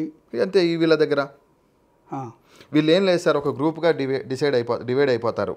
ఇప్పుడు ఎగ్జాంపుల్, ఇప్పుడు ఎలా ఉంటుందంటే కృష్ణా జిల్లాలో ఒక 14 మంది పోస్టింగ్లు ఉన్నాయనుకోండి. ఈ 4 మేము వేసుకుంటాం, ఈ 4 మేము వేసుకుంటాం, ఈ 4 మేము వేసుకుంటాం. ఈ 4 జోలికి ఇంకెవరు రారు. మొత్తం వీళ్ళ చేతుల్లోనే అంతా. అసలు సబ్ రిజిస్టార్ అనేది అసలు డబ్బులు పెట్టకుండా సబ్ రిజిస్టార్ పోస్ట్ వస్తుందంటే అది అబద్ధం సార్. ఎవరు? కేఎన్ఆర్, సజ్జల రామకృష్ణారెడ్డి, దశరథరామరెడ్డి, ధనుంజయ రెడ్డి, అంతే. ఇంకెవరు ఉంటారండి? వాళ్ళే ఉంటారు, ఇంకెవరు లేరు. ఆ నలుగురే. ప్రతి ట్రాన్స్ఫర్కి, ప్రతి పోస్టింగ్కి, ప్రతి ట్రాన్స్ఫర్కి, ప్రతి పోస్టింగ్కి ఏదైనా కర్మగాలి సీనియారిటీలో కోర్టు ద్వారా తీసుకొని ఏమైనా కోర్టులో వేసామంటే వాళ్ళ మీద ఏసీబీ కేసు. రాఘవరావు కోర్టులో వేసాడు, ఈ రాఘవరావు మీద ఏసీబీ కేసు. రాఘవరావు కోర్టులో వేసాడు. ఎవరి మీద? మన సిఎస్ గారి మీద, రామారావు. ఏమైనా రామారావు ఎంబటే రాఘవరావుని 2 నెలలకే ఏసీబీ రైడ్ చేశారు రాఘవరావుని. ఓకే, రాఘవరావు స్టేట్మెంట్ రాయించారు, నా మీద రాయించారు. తర్వాత 10 మంది సబ్ రిజిస్టార్లు రాయించారు. 10 మంది సబ్ రిజిస్టార్లు ఆస్తులు ఎందుకు ఫ్రీ చేయలేదు? రామారావుని ఎందుకు పిలిపిలేదు? ఎందుకు ఎంక్వైరీ చేయలేదు? చెప్పమనండి. దానికి ఏసీబీ దుర్మార్గం కదా. అంటే సీఎంఓలో ఉన్న పెద్ద వ్యక్తులు ఈ రకంగా వాళ్ళ చేతుల్లోకి ట్రాన్స్ఫర్. అందుకే నేను కూడా భయపడే కదా. అందుకే కదా నేను భయపడిపోయా, నేను వెళ్ళిపోయాను. నేను ఆ రోజు నుంచి ఈ రోజు వరకు ఎక్కడ రాలేదే. ఇప్పుడు రీసెంట్గా మీరు వీళ్ళందరూ పేర్లు చెప్తున్నారు, మీకు ఏమైనా థ్రెటనింగ్ కాల్స్ వస్తున్నాయి? నాకు ఖచ్చితంగా ఆల్రెడీ నాకు లెటర్ వచ్చింది. నాకు చాలామంది ఫోన్లు చేస్తున్నారు. లెటర్ ఎవరండి? నాకు లెటర్ వచ్చింది ఆల్రెడీ. మీకు మీడియాకి ఇవ్వలేదు అనుకుంటున్నాను. లెటర్ అంటే సజ్జల రామకృష్ణారెడ్డి పేరు కానీ, ఓఎస్డి గారి పేరు కానీ, ధనుంజయ రెడ్డి గారి పేరు కానీ, కేఎన్ఆర్ పేరు కానీ చెప్పేస్తే నిన్ను నీ కుటుంబాన్ని చంపేస్తామని చెప్పి రాసి పంపించారు. ఇంటికి పంపించారు. నీ కుటుంబాన్ని, వాళ్ళ పేర్లు బయటికి చెప్తే నీ కుటుంబాన్ని చంపేస్తామని. ఈ రోజుకి ఇప్పటికీ నేను చెప్తున్నా కదా, ఇప్పటి నుంచి నేను బయటికి వెళ్ళాను అనుకోండి, నాకు ఏదైనా జరిగితే ఖచ్చితంగా వాళ్ళే బాధ్యత. నాకు మా మదర్ ఒక్కళ్ళే ఉన్నారండి. మా మదర్ నేను చూసుకోవాలి. మా ఫాదర్ రీసెంట్గా చనిపోయారు. నాకు ఇబ్బందులు ఉన్నాయి. నేను డైరెక్ట్గా చూపించా మీకు. అంటే ప్రధానంగా ఎవరి నుంచి థ్రెట్ ఉందని మీరు? నాకైతే కేఎన్ఆర్ దగ్గర నుంచి, సజ్జల గారి దగ్గర నుంచి అయితే ఖచ్చితంగా థ్రెడ్ ఉంటుందండి 100%. ఎందుకంటే వాళ్ళ దగ్గర నుంచి ఉండకుండా అయితే సజ్జల గారి దగ్గర నుంచి ఉంటుందో లేదో కానీ ఓఎస్డీ గారు లేకుండా సజ్జల గారు చేయరు కదా. వాళ్ళ దగ్గర నుంచి అయితే ఖచ్చితంగా ఉంటుంది. అంటే ఎలిమినేట్ చేస్తారనా మీరు దాడి చేయిస్తారనా? దాడి చేపిస్తారని నేను అనుకుంటున్నాను. నేనైతే ఖచ్చితంగా నాకున్న ఎటువంటి సమాచారం అయితే నాకున్నటువంటి నా ఫ్రెండ్స్ చాలామంది నాకు ఫోన్లు చేసి ఎందుకు వాళ్ళ పేర్లు చెప్తున్నావు, వదిలేసే రేపు పొద్దున్న నీకు ప్రాణ భయం, 4 సంవత్సరాల తర్వాత వచ్చినా మళ్ళీ నేను ఇబ్బంది పెడతారు, నీకెందుకు కామ్గా నువ్వు ఎక్కడికైనా వెళ్ళిపో, నువ్వు ఎటైనా వెళ్ళిపో, నీకెందుకు కామ్గా స్విచ్ ఆఫ్ చేసేసుకో ఫోన్ అని చెప్తున్నారు. కానీ స్విచ్ ఆఫ్ చేసుకొని దాక్కుని ఆల్రెడీ 1 year దాక్కున్నాము. ఇంకెంతకాలం దాక్కుంటాం మీరు చెప్పండి? ఎంతవరకు దాక్కోవాలి? ఏమున్నాయి మా అంటే ఏం చేస్తారు? జైల్లో పెడతారు, తీసుకెళ్ళి జైల్లో పెడతారు. అంతే కదా సార్. ఇంకంతకుమించి నన్ను చంపేస్తారా? ఇంకేం చేస్తారు చెప్పండి? నేను చేయని తప్పుకు జైలుకి పోవాలి. అందరు బాగానే ఉన్నారు, వాళ్ళందరినీ ఏమనండి జైలుకి తీసుకొచ్చి? 4 రోజులు అయింది నేను చెప్పి, వాళ్ళు ఎందుకు బయటకు వచ్చి పేర్లు చెప్పలేకపోయారు? డైరెక్ట్గా కాల్ చేశారండి ఎవరన్నా చంపేస్తామని? కాల్స్ వస్తూనే ఉన్నాయి, వాట్సాప్ కాల్స్ వస్తూనే ఉన్నాయి, మెసేజ్లు వస్తూనే ఉన్నాయి. అంటే డైరెక్ట్గా వ్యక్తుల నుంచి వచ్చినాయి, పక్కన ఉన్న వాళ్ళ నుంచేనా? ఇంకెందుకు లేండి, మళ్ళీ అయ్యి వచ్చి రేపు పొద్దున నేను మళ్ళీ ఆ ఇబ్బందులు నాకెందుకు? వచ్చాయంటున్నా డైరెక్ట్గా వచ్చి మీరు మా పేర్లు చెప్పొద్దు అని. మా ఇంటికి లెటర్ వచ్చింది, మా ఇంటికి కబురు కూడా పంపించారండి. డైరెక్ట్ కేఎన్ఆర్ నుంచి. కేఎన్ఆర్ అని సజ్జల అంతే ఉంటుంది. ఇప్పటికీ భయపడుతున్నారా అంటే కేఎన్ఆర్ మిమ్మల్ని ఏమైనా చేయిస్తాడని? అంటే మీరు ఇప్పుడు జనాలను రిప్రజెంట్ చేస్తూ మాట్లాడుతున్నారు, మీరు చెప్పొచ్చండి. అంటే చెప్పి రేపొద్దున ఇన్ కేసు జరగకూడదు, చిన్నది జరిగినా కూడా దానికి రెస్పాన్సిబిలిటీ ఎవరు అని? జరుగుతుందండి, వాళ్ళ వల్ల నాకు ఇబ్బంది ఉంటుంది ఖచ్చితంగా. ఖచ్చితంగా 100% అయితే ఉంటుంది. మరి మీరు ఏపీ పోలీసుల్ని, డీజీపీని, చంద్రబాబు నాయుడు గారిని ఏమన్నా హెల్ప్ అడుగుతారా ఈ సందర్భంలో? రక్షణ అడగటం కానీ? రక్షణ అడగటం అంటే ఇప్పుడు వాళ్ళే నా మీద లెటర్ పెట్టి వాళ్ళ నా మీద ఎంక్వైరీ చేసుకొని అసలు నన్ను దొంగలని వదిలేసి నన్ను తీసుకొని నా మీద ఎంక్వైరీ చేయించుకుంటూ నా మీద చేస్తున్నాను. అసలు దొంగల గురించి బయటకు తీస్తే బాగుంటుందని నేను అనుకుంటున్నాను. అంటే మిమ్మల్ని పట్టుకుని కోచింగ్ చేస్తే అసలు అయిన వాళ్ళందరూ వెనక్కి వస్తారని అనుకోవచ్చు కదా. వాళ్ళందరి పేర్లు బయటకు వస్తాయని కదా ప్రభుత్వం ఆ దిశగా ఆలోచిస్తుందేమో. అంటే మిమ్మల్ని టార్గెట్ కాదేమో కదా. నన్ను టార్గెట్ కాకపోతే మన పాత సీఏని ఎందుకు పెట్టారు? ఓకే, ఏసీబీలోనా? పాత సీఏ ఎందుకు చేస్తున్నాడు ఈ కేసు ఎంక్వైరీ? కొత్తగా ఆఫీసర్లు వచ్చారు కదా, ఆయన ఎందుకు చేయట్లేదు చెప్పండి? అప్పుడు ఎక్స్పీరియన్స్ ఉంది, పూర్తి డీటెయిల్స్ అన్నీ తెలిసి ఉంటాయి కాబట్టి అతనికి పోస్టింగ్ ఇస్తారు సహజంగా. ఏ కేసులో అయినా కూడా ఒక పెద్ద కేసుని ట్యాకిల్ చేయాలనుకున్నప్పుడు సింగు ఆ కేసుకు సంబంధించి రాంబాబు గారు నిన్న ఒక మాట అన్నాడు, సింగు గోడ దూకి పారిపోయాడు అన్నారు కదా. సింగు సీసీ ఫుటేజ్ తిప్పండి. సింగుకి అరగంట ముందు ఇన్ఫర్మేషన్ వస్తేనే వెళ్ళిపోయాడు. ఓకే, సంవత్సరం పాటు సింగుని కాపాడింది ఎవరండి? దాచింది సింగు తనకు తానే కాపాడుకున్నాడు. సింగు ఫైనాన్షియల్గా వెల్ సెటిల్ క్యాండిడేట్. సింగుకు అన్నీ ఉన్నాయన్నీ కూడా నోటరీ అపార్ట్మెంట్లు అండి, ఎవరు ఫ్రీ చేయలేరు. ఓకే, ఏసీబీ కాదు కదా, ఇన్కమ్ ట్యాక్స్ వచ్చినా ఫ్రీ చేయదు. సింగుది లేటెస్ట్గా ఒక ఆడియో వచ్చింది, చెప్పండి. అందులో చాలా కాన్ఫిడెన్స్గా చెప్తున్నాడు, మీరు చెప్పినవే చెప్తున్నాడు. ఒకసారి పెట్టండి. నన్ను ఏం చేయగలరు వాళ్ళు? ఒకసారి పెట్టండి. ఏమీ చేయలేరు. నన్ను కనుక పెట్టండి ఒకసారి. నన్ను కనుక ఇబ్బంది పెడితే, నన్ను లోపలేస్తే చాలా పెద్ద పెద్ద వాళ్ళ పేర్లు వస్తాయని ఈ లెటర్ రాశారా మీకు? ఒకసారి చూడండి. శ్రీకాంత్ మరియు ధర్మసింగ్ వీరిద్దరూ వైఎస్ఆర్సీపీ, ధనుంజయ్ రెడ్డి అండ్ కేఎన్ఆర్ మరియు సజ్జల గురించి కానీ ఏ విషయమైనా మీడియాకి కానీ బయట వ్యక్తులకు కానీ తెలియజేస్తే నిన్ను నీ ఫ్యామిలీని లేకుండా చేస్తాం. ఇట్లు వైఎస్ఆర్సీపీ అభిమాని. ఇంకొక చిన్న విషయం సార్, శ్రీకాంత్ మరియు ధర్మ సింగ్ వీరిద్దరూ వైఎస్ఆర్సీపీ పార్టీ అంటే వైఎస్ఆర్సీపీ పార్టీ గురించి కానీ, ధనుంజయ్ గురించి అంటే ధనుంజయ్ రెడ్డి గురించి, కేఎన్ఆర్ అంటే కే నాగేశ్వర రెడ్డి మరియు సజ్జల గురించి కానీ ఏ విషయమైనా మీడియాకి కానీ బయట వ్యక్తులకు కానీ తెలియజేస్తే నిన్ను నీ ఫ్యామిలీని లేకుండా చేస్తాం. ఇట్లు వైఎస్ఆర్సీపీ అభిమాని. చిన్న వైట్ పేపర్ మీద రాసి పంపించారు. ఇది అయిపోయిందా సార్? అంతకుముందు గతంలో ఉన్న వైసీపీ గవర్నమెంట్లో ఉంటే ఏసీబీ అధికారులు నాకు రాసింది, అది ఒకసారి చదవండి. Okay, on the orders of this honourable court, AO1 the petitioner was taken into police custody and examined him. The A1 the petitioner have acquaintance with one Sri Chiemakurti Srikanth who have huge influence at the government and officers. The A1 the petitioner gave huge amount to Sri Chiemakurti Srikanth for giving transfer and posting to the AO1 the petitioner as SRO Patamata. Sri Chiemakurti Srikanth acts also as a benami to many officials కదా. Okay sir, అది రాశాడు కదా, so many officials అని రాశాడు. అంటే officials అంటే గవర్నమెంట్కి సంబంధించిన ఎంప్లాయీస్, అదే కదా ఆయన రాసింది. మరి ఆ రోజు రాశాక నేను ఏసీబీకి వెళ్ళాను, ఏసీబీకి నేను లెటర్లు ఇచ్చాను. మరి ఏసీబీ నన్ను ఆ రోజు ఎందుకు అరెస్ట్ చేయాలి? నా దగ్గర తప్పుంటే వాళ్ళ బినామీ ఆస్తులు ఎందుకు బయట పెట్టలేకపోయారు? ఓకే, ఇది ఎప్పుడు ఏ కేసులో? రాఘవరావు కేసులో. రాఘవరావుతో బలవంతంగా రాయిపించారు అది. Okay. During the investigation when try to secure the presence Sri Chemukurti Srikanth and search his house. Sri Chemukurti Srikanth was absconded. On that, after obtaining the search warrant from this honorable court, house of Sri Chemukurti Srikanth searched and inventorized in the presence of mediators. Okay, మీరు abscond అయ్యారని రాశారు కదా. మరి abscond అయ్యానని కోర్టుకి hand over చేశాక నేను వెళ్ళాను కదా ఏసీబీ వాళ్ళ దగ్గరికి. ఓకే, ఏసీబీ వాళ్ళ దగ్గరికి వెళ్ళిన ఆస్తులన్నీ ఫ్రీజ్ చేశారు కదా. యా, నన్ను నేను అబ్స్కాండ్ అయినప్పుడు ఏసీబీ వాళ్ళు ధనలక్ష్మి బ్యాంక్కి, హెచ్డిఎఫ్సి బ్యాంక్కి నన్ను ఏసీబీ ఆఫీసర్లో పంచనామా చేసే ఆఫీసర్లను తీసుకెళ్ళి మాత్రమే చేస్తారు కదా. నేను అబ్స్కాండ్ అయిపోతే మరి అది ఎట్లా వస్తుంది? ఇందులో కొద్దిసేపటి క్రితం ఒక ఆడియో వచ్చిందండి లేటెస్ట్గా. అది మీరును సింగ్ మాట్లాడుకున్నది కాదు. సింగ్ నాగూర్ బాబు అనే అడ్వకేట్తో మాట్లాడిన ఆడియో. అది బేసిక్ ఇప్పుడు కాదు, దాని తెలిసి ఒక 6 నెలల క్రితం అనుకుంటే. ఎందుకంటే అతను అంటున్నాడు ఇంకా నాకు 6 నెలల సర్వీస్ ఉందంటున్నాడు. అంటే సంవత్సరాల క్రితం దయ ఉండాలి. కాదు, సింగ్కి పోస్టింగ్ అయిపోయింది, సింగ్కి 1 year ఉందనగానే సస్పెండ్ అయ్యాడు. ఓకే, సింగ్ ఇప్పుడు మీకు అర్థమైపోయింది. సింగ్ నాగూర్ బాబు ఎప్పుడు జరిగింది? ఏసీబీ రైడ్ జరిగాక. ఏసీబీ రైడ్ జరిగాక సింగ్ నేను బలవంతంగా గోవాలో బంధించి ₹1 కోటి తీశానన్నాడు కదా. సింగ్ అక్కడ మాట్లాడుతున్నాడు కదా ₹1 కోటి అనేది. ఆయన సింగ్ ఏం మాట్లాడాడు ఇప్పుడు చూడండి ఒకసారి. సింగ్ ఇందులో ఇంట్రెస్టింగ్ ఏంటంటే నన్ను గనక లోపలేస్తే అంటే నన్ను అరెస్ట్ చేస్తే చాలా పెద్ద పెద్దోళ్ళు అందరూ బయటకు వస్తారు, చాలా పెద్దోళ్ళు ఉన్నారు అని పర్టికులర్ మీ ప్రస్తావన కూడా తెచ్చాడు. ఒకసారి వినండి. ఏంటండి వీళ్ళు ఏం చేస్తారు? ఏం కావాలి వీళ్ళకి?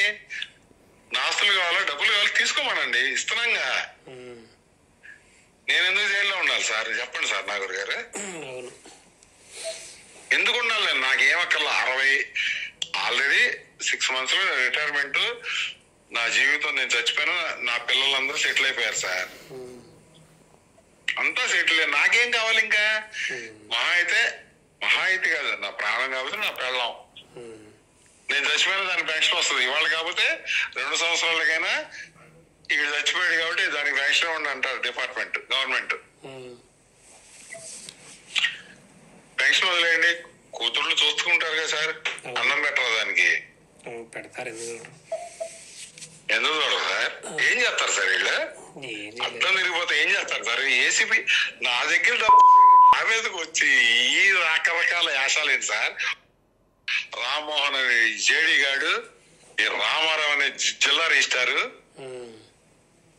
నేను చెప్పా శ్రీకాంత్ రామారావుతో ఫ్రెండ్షిప్ చేయబాక. మొన్న 25 లక్షలు ఇప్పించాడబ్బా నీ జోలికి రాడని. ఇక్కడ ఇంట్రెస్టింగ్ ఏంటంటే మిమ్మల్ని జిల్లా రిజిస్టర్ రామారావుతో స్నేహం చేయొద్దని చెప్పాడంట.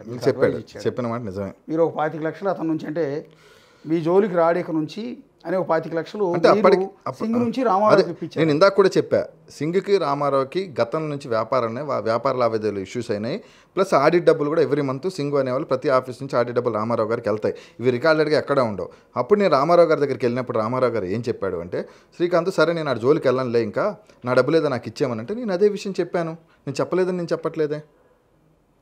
రెండోది ఏంటంటే ఎవరు ఏసీబీ జేడీ రామ్మోహన్ ఎవరండి? ఏసీబీ జేడీ అంటే అప్పుడున్న ఏసీబీ జేడీ రామ్మోహన్. ఇప్పుడు రన్నింగ్లో ఉన్నారా? రిటైర్డ్ ఉన్నాడు, పోస్ట్లో ఉన్నారు. ఏసీబీ జేడీ రామ్మోహన్ అనే వ్యక్తి సింగ్ దగ్గర నుంచి డబ్బులు తీసుకుని మళ్ళీ ఇతని మీద రైడ్ చేశాడు. రామారావుకి జేడీకి మంచి పరిచయాలు ఉంటాయి. ఓకే, వాళ్ళిద్దరు ఒక సంథింగ్ క్యాస్ట్ సంబంధించిన వాళ్ళు. ఓకే, ఏసీబీలో ఏది జరిగినా రామారావుకి తెలియకుండా ఏది జరగదండి. ఏసీబీ రైడ్ జరిగేటప్పుడు కూడా రామారావు నాకు ఫోన్ చేసి ఇంకో అరగంటలో సింగాడి మీద రైడ్ జరుగుతుందని కూడా చెప్పాడు. అంటే కరప్షన్ జరుగుతుంటే దాన్ని అరికట్టాల్సిన ఏసీబీ యాంటీ కరప్షన్ బ్యూరో వాళ్ళే గవర్నమెంట్ ఉద్యోగం లంచాలు తీసుకుంటారు. అప్పుడున్న గవర్నమెంట్లో ఎలా ఉంటుందంటే, ఒక పిహెచ్డి సార్ అయితే నీతిమంతుడు సార్. నాకు తెలిసింది, నేను వాస్తవంగా రామకృష్ణ గారు ఆయన ఒక్కడే నీతిమంతుడు. ఆయన ఏసీబీలో చేసి అంతకుముందు ఉన్నాడు. కానీ ఆయన పైన ఆఫీసర్ రాజేంద్రనాథ్ రెడ్డి గారు ఉన్నారు, ఆయన కింద జేడీ ఉన్నాడు, ఆమె కింద అడిషనల్ ఎస్పీ గారు ఉంటారు, ఆయన కింద ఒక 8 మంది సీఏలు ఉంటారు. ఓకే, ఇదే కదా సార్. వీళ్ళు ఎక్కడా కూడా పిహెచ్డి సార్ వరకు తీసుకెళ్లరు. ఓకే, ఎక్కడ వరకు వెళ్తుంది అంటే జేడీ వరకే వెళ్తుంది. ఓకే, జేడీ మొత్తం డేటా చూసి ఇప్పుడు జేడీ చూస్తాడు. ఓకే, దీంట్లో ఏదో ఉంది కదా. ఓకే, రామారావుతో మాట్లాడతాడు. ఓకే. రామారావు డైరెక్ట్ వాళ్ళతో మాట్లాడతాడు, అక్కడ సెటిల్ అయిపోద్ది.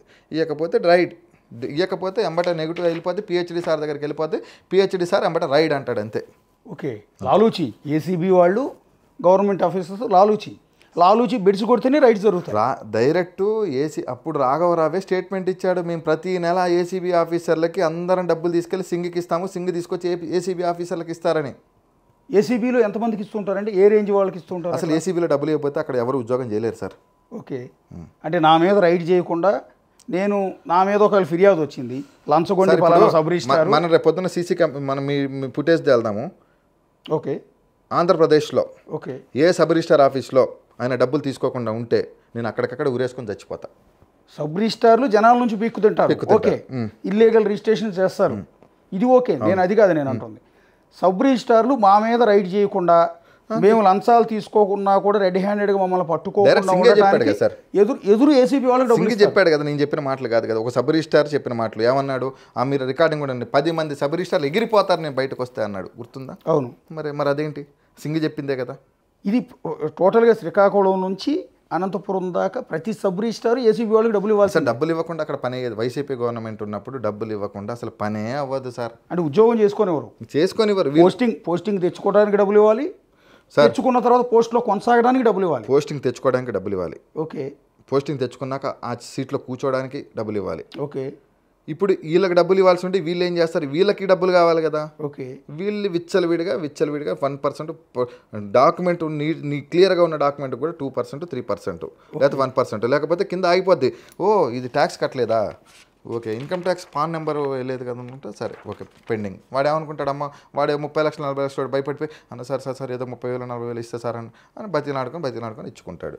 వీళ్ళు మంత్లీస్, రూమ్స్, గేమ్స్, హోటల్స్, అంత ముందున్న 3 ఏసీబీ ఆఫీసర్ని సస్పెండ్ చేశారు. ఎందుకు? నామమాత్రంగా చేశారు. పాపం వాళ్ళకి ఏ సంబంధం లేదు. అప్పుడున్న ఏసీబీ వాళ్ళు నిజంగా వాళ్ళు ఎవరో కూడా నాకు దేవుడి సాక్షి తెలియదు సార్. అంతకుముందు ఏసీబీ వాళ్ళు వాళ్ళని అన్యాయంగా పాపం ఉద్యోగాల నుంచి తీపిచ్చారు ఆ రోజు, అసలు దొంగలను వదిలేసి. అంటే ఇది వైఎస్ఆర్ కాంగ్రెస్ అధికారంలో ఉన్నప్పుడు మాత్రమేనా రెగ్యులర్గా ఏ ప్రభుత్వం ఉన్న ఏసీబీ వాళ్ళు అండ్ సబ్ రిజిస్టార్? నేను అప్పుడు వెళ్ళినప్పుడు వైసీపీ గవర్నమెంటే ఉంది సార్. నేను టీడీపీ గవర్నమెంట్ వెళ్ళాక ఇప్పటివరకు నేను వెళ్ళి చూడలేదు, నేను ఎప్పుడు అక్కడికి పోలేదు. నా మీద కేసులు నాకు ఇంకా మనం ఎట్లా వెళ్తాం? Very interesting. ఇది ఏంటంటే నా మీద రైడ్ చేయకుండా ఉండటానికి నేను ఎదురు ఏసీబీకి డబ్బులు ఇవ్వటం అనేది ఉంటుంది. అత్యంత దారుణంగా. ఏసీబీ నమ్ముకునే ఏం ఉపయోగం? ఏసీబీ నమ్మకం ఏం లేదు. ఏసీబీలో కింది స్థాయి కానిస్టేబుల్ నుంచి డీజీ వరకు అందరికి వెళ్ళాల్సిందే డబ్బులు. లేదా సింగ్ ఎలా పారిపోయాడు చెప్పండి దీనికి? సింగ్ ఇన్ఫర్మేషన్ లేకుండా సింగ్ ఎలా పారిపోతాడు? సింగ్ని తప్పించింది ఏసీబీ వాళ్ళే. సంవత్సరం పాటు అతను అరెస్ట్ చేయకుండా కాపాడింది. సింగ్కి పైనుంచి ఏంటంటే ప్రెజర్ చెప్తానండి, పాపం ఏసీబీ వాళ్ళు సింగ్కి హెల్పే చేశారు. ఎందుకంటే సింగ్కి పైనుంచి కేఎన్ఆర్ దగ్గర నుంచో లేదా ధనుంజయ రెడ్డి గారి దగ్గర నుంచో ఎక్కడి నుంచో పైనుంచి డీజీ గారికి ప్రెజర్ ఉంది. ముందు రామారావు దగ్గర నుంచి, మేబీ రామారావు అనుకుంటాం మేమైతే, సింగ్ విషయంలో రామారావు పేరే అనుకుంటాను నేను. ఎందుకంటే అంటే సింగ్ నాకు చెప్పింది నేను చెప్తున్నాను. సింగ్ ఇప్పటికి కూడా అదే చెప్తాడు, నన్ను ఒక్కరోజన్నా జైల్లో పెట్టాలని చూశాడు రామారావు ఆయన చెప్తేనే నాకు తెలిసింది, లేకపోతే నాకు తెలియదు. కాబట్టి పైనుంచి చేసినప్పుడు కింద ఆఫీసర్లు డబ్బులు తీసుకున్న వాళ్ళందరూ ఏం చేస్తారంటే ఏదో రకంగా చిన్నగా వాడిని వెళ్ళిపోమను అయితే చెప్తారు. సంవత్సరం రోజు ఏసీబీలో దాక్కోవటం అంటే మాటలా సార్? ఈరోజు ఒక్కరోజు వెళ్తేనే మనకున్న టెక్నాలజీతో గంటన్నరలో పట్టుకుంటున్నారు, సంవత్సరం ఉన్నారు బయటకు వెళ్ళిపోయాక. కానీ ఇక్కడ ఆశ్చర్యం ఏంటంటే ఇంత దుర్మార్గం ఇంత దారుణంగా ఉంటుందని సీఎంఓలో ఉన్న సీఎంపీఏ దగ్గర నుంచి మొదలుపెట్టి సీఎంకి సలహాదారుగా వ్యవహరించిన సజ్జల రామకృష్ణారెడ్డి దగ్గర నుంచి మొదలుపెట్టి ఒకసారి చెక్ ధనంజయ రెడ్డి పొజిషన్లో ఉన్నారు, దశరథ రామిరెడ్డి, వీళ్ళందరి నుంచి మొదలు పెడితే ఏసీబీ వాళ్ళు, మళ్ళీ ఏసీబీ వాళ్ళు కన్సర్న్ ఆఫీసర్ల దగ్గర నుంచి డబ్బులు వసూలు చేయటం, వాళ్ళని బెదిరించడం. ఇప్పుడు ఇల్లీగల్ రిజిస్ట్రేషన్స్ అయితే జరిగేవా? ఇల్లీగల్ రిజిస్ట్రేషన్స్ అంటే ఏపీలో జరుగుతాయండి, ఎక్కడ జరగకుండా ఎక్కడ ఉండవు. ఇల్లీగల్ అంటే ఏముంటుందంటే అండి, గవర్నమెంట్కి సంబంధించిన ల్యాండ్స్ ఏదైనా ఉంటే ఇప్పుడున్న సిచ్యువేషన్లో గవర్నమెంట్ ల్యాండ్స్ రిజిస్ట్రేషన్ చేయడానికి అంత ఈజీగా సర్వే నెంబర్ బ్లాక్లో ఉంటుంది, అది చేయడం కుదరదు. మీరు పొద్దు నుంచి కూడా ఏదో 22A తీసేశారు అది చేశారు అలాగా. నాకు సంబంధించిన ల్యాండ్లో ఏదైనా 22A గత 40 సంవత్సరాల నుంచి మీరు ఒకసారి చెక్ చేయండి సర్వే నెంబరు. 22లో ఏలో ఏవి లేదు. ఇవాళ మనం ₹1,00,00,000 ప్రాపర్టీ చేయాలంటే సబ్ రిజిస్టార్కి ₹1,00,000 లేకుండా సబ్ రిజిస్టార్ చేయడు. ఆ ₹1,00,000 కోసం కక్కుర్తిపడి మనం సబ్ రిజిస్టార్లతో ఫ్రెండ్షిప్ చేసుకోవటము, సబ్ రిజిస్టార్లతో స్నేహం చేసుకోవటమే తప్ప అంతకుమించి నాకు సబ్ రిజిస్టార్లకు ఎలాంటి సంబంధాలు ఉండవు. ఇంకోటి, రామారావు గారు నేను సింగ్ మీ అందరం కలిసి ఫారెన్ వెళ్ళామన్నాగా, నా పాస్పోర్ట్ డీటెయిల్స్ ఇస్తాను, రామారావు గారు పాస్పోర్ట్ డీటెయిల్ తీసుకోండి, సింగ్ పాస్పోర్ట్ డీటెయిల్ తీసుకుంటే సింగ్ రామారావు ఎన్నో దేశాలకు వెళ్ళారు.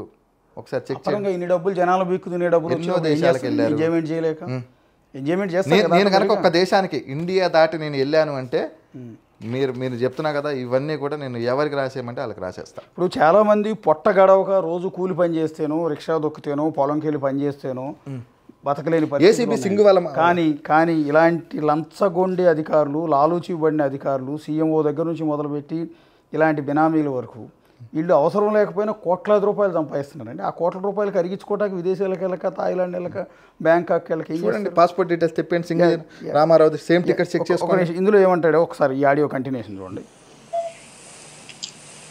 5 లక్షలు ఇప్పించాడు, 5 లక్షలు ఇచ్చా అంటున్నా, నాకేం అక్కర్లా, నాకు అయిపోయింది లైఫ్. It is end. వాస్తవంగా బతుకున్నాం కాబట్టి, ఊపిరి పీలుస్తున్నాం కాబట్టి ఉన్నాను సార్. నేను చచ్చిపోయినా ఎవడు నష్టపోడు.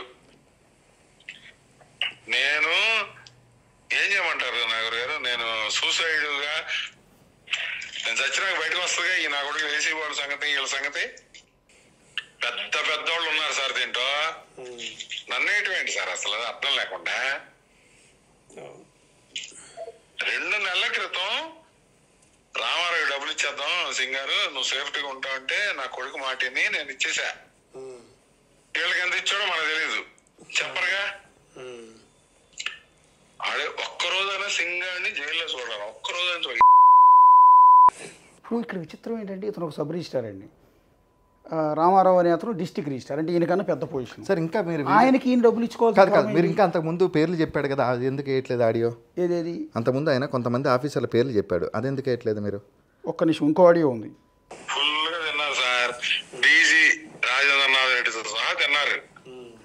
డీజీ రాజేంద్రనాథ్ రెడ్డి అప్పుడు ఏసీబీ డీజీ ప్లస్ డీజీపీ, తర్వాత డీజీపీ అయ్యాడు. కాదు, డీజీపీ అయినా కూడా ఏసీబీ ఆయన కింద ఉంచుకున్నాడు.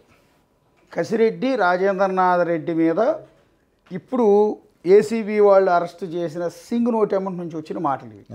ఆనాడు ఏసీబీ డీజీగా అండ్ దెన్ రాష్ట్ర డీజీపీగా కూడా పనిచేశారు. సో ప్రభుత్వం వచ్చిన తర్వాత మార్చినట్టున్నారు ఆయన. ఉన్నారు ఇప్పుడు ఆయన, ఈ ప్రభుత్వం వచ్చినాక మార్చారు, డీజీపీగా తప్పించారు. సో ఇక్కడ డీజీపీ రాజేంద్రనాథ్ రెడ్డి కూడా నా దగ్గర లంచాలు తీసుకున్నాడు అనేది సింగ్ చేసిన ఆరోపణ. ఒక రాష్ట్ర డీజీపీగా పనిచేసిన వ్యక్తి, ఏసీబీ ఇన్ఛార్జిగా ఉన్న వ్యక్తి లంచాలు తీసుకున్నాడు అని అలిగేషన్ వచ్చిందండి. ఇంకా రాష్ట్రం ఒకసారి ఇంకా ఎవరు తక్కువ తిన్నారు సార్? సార్ వాళ్ళకి ఏ రిజిస్ట్రేషన్ వచ్చినా నా దగ్గర పంపిస్తారు. ఏసీబీ కోర్టులో ఉన్నా మీకు తెలియదు ఏముంది, నన్ను వేసేస్తే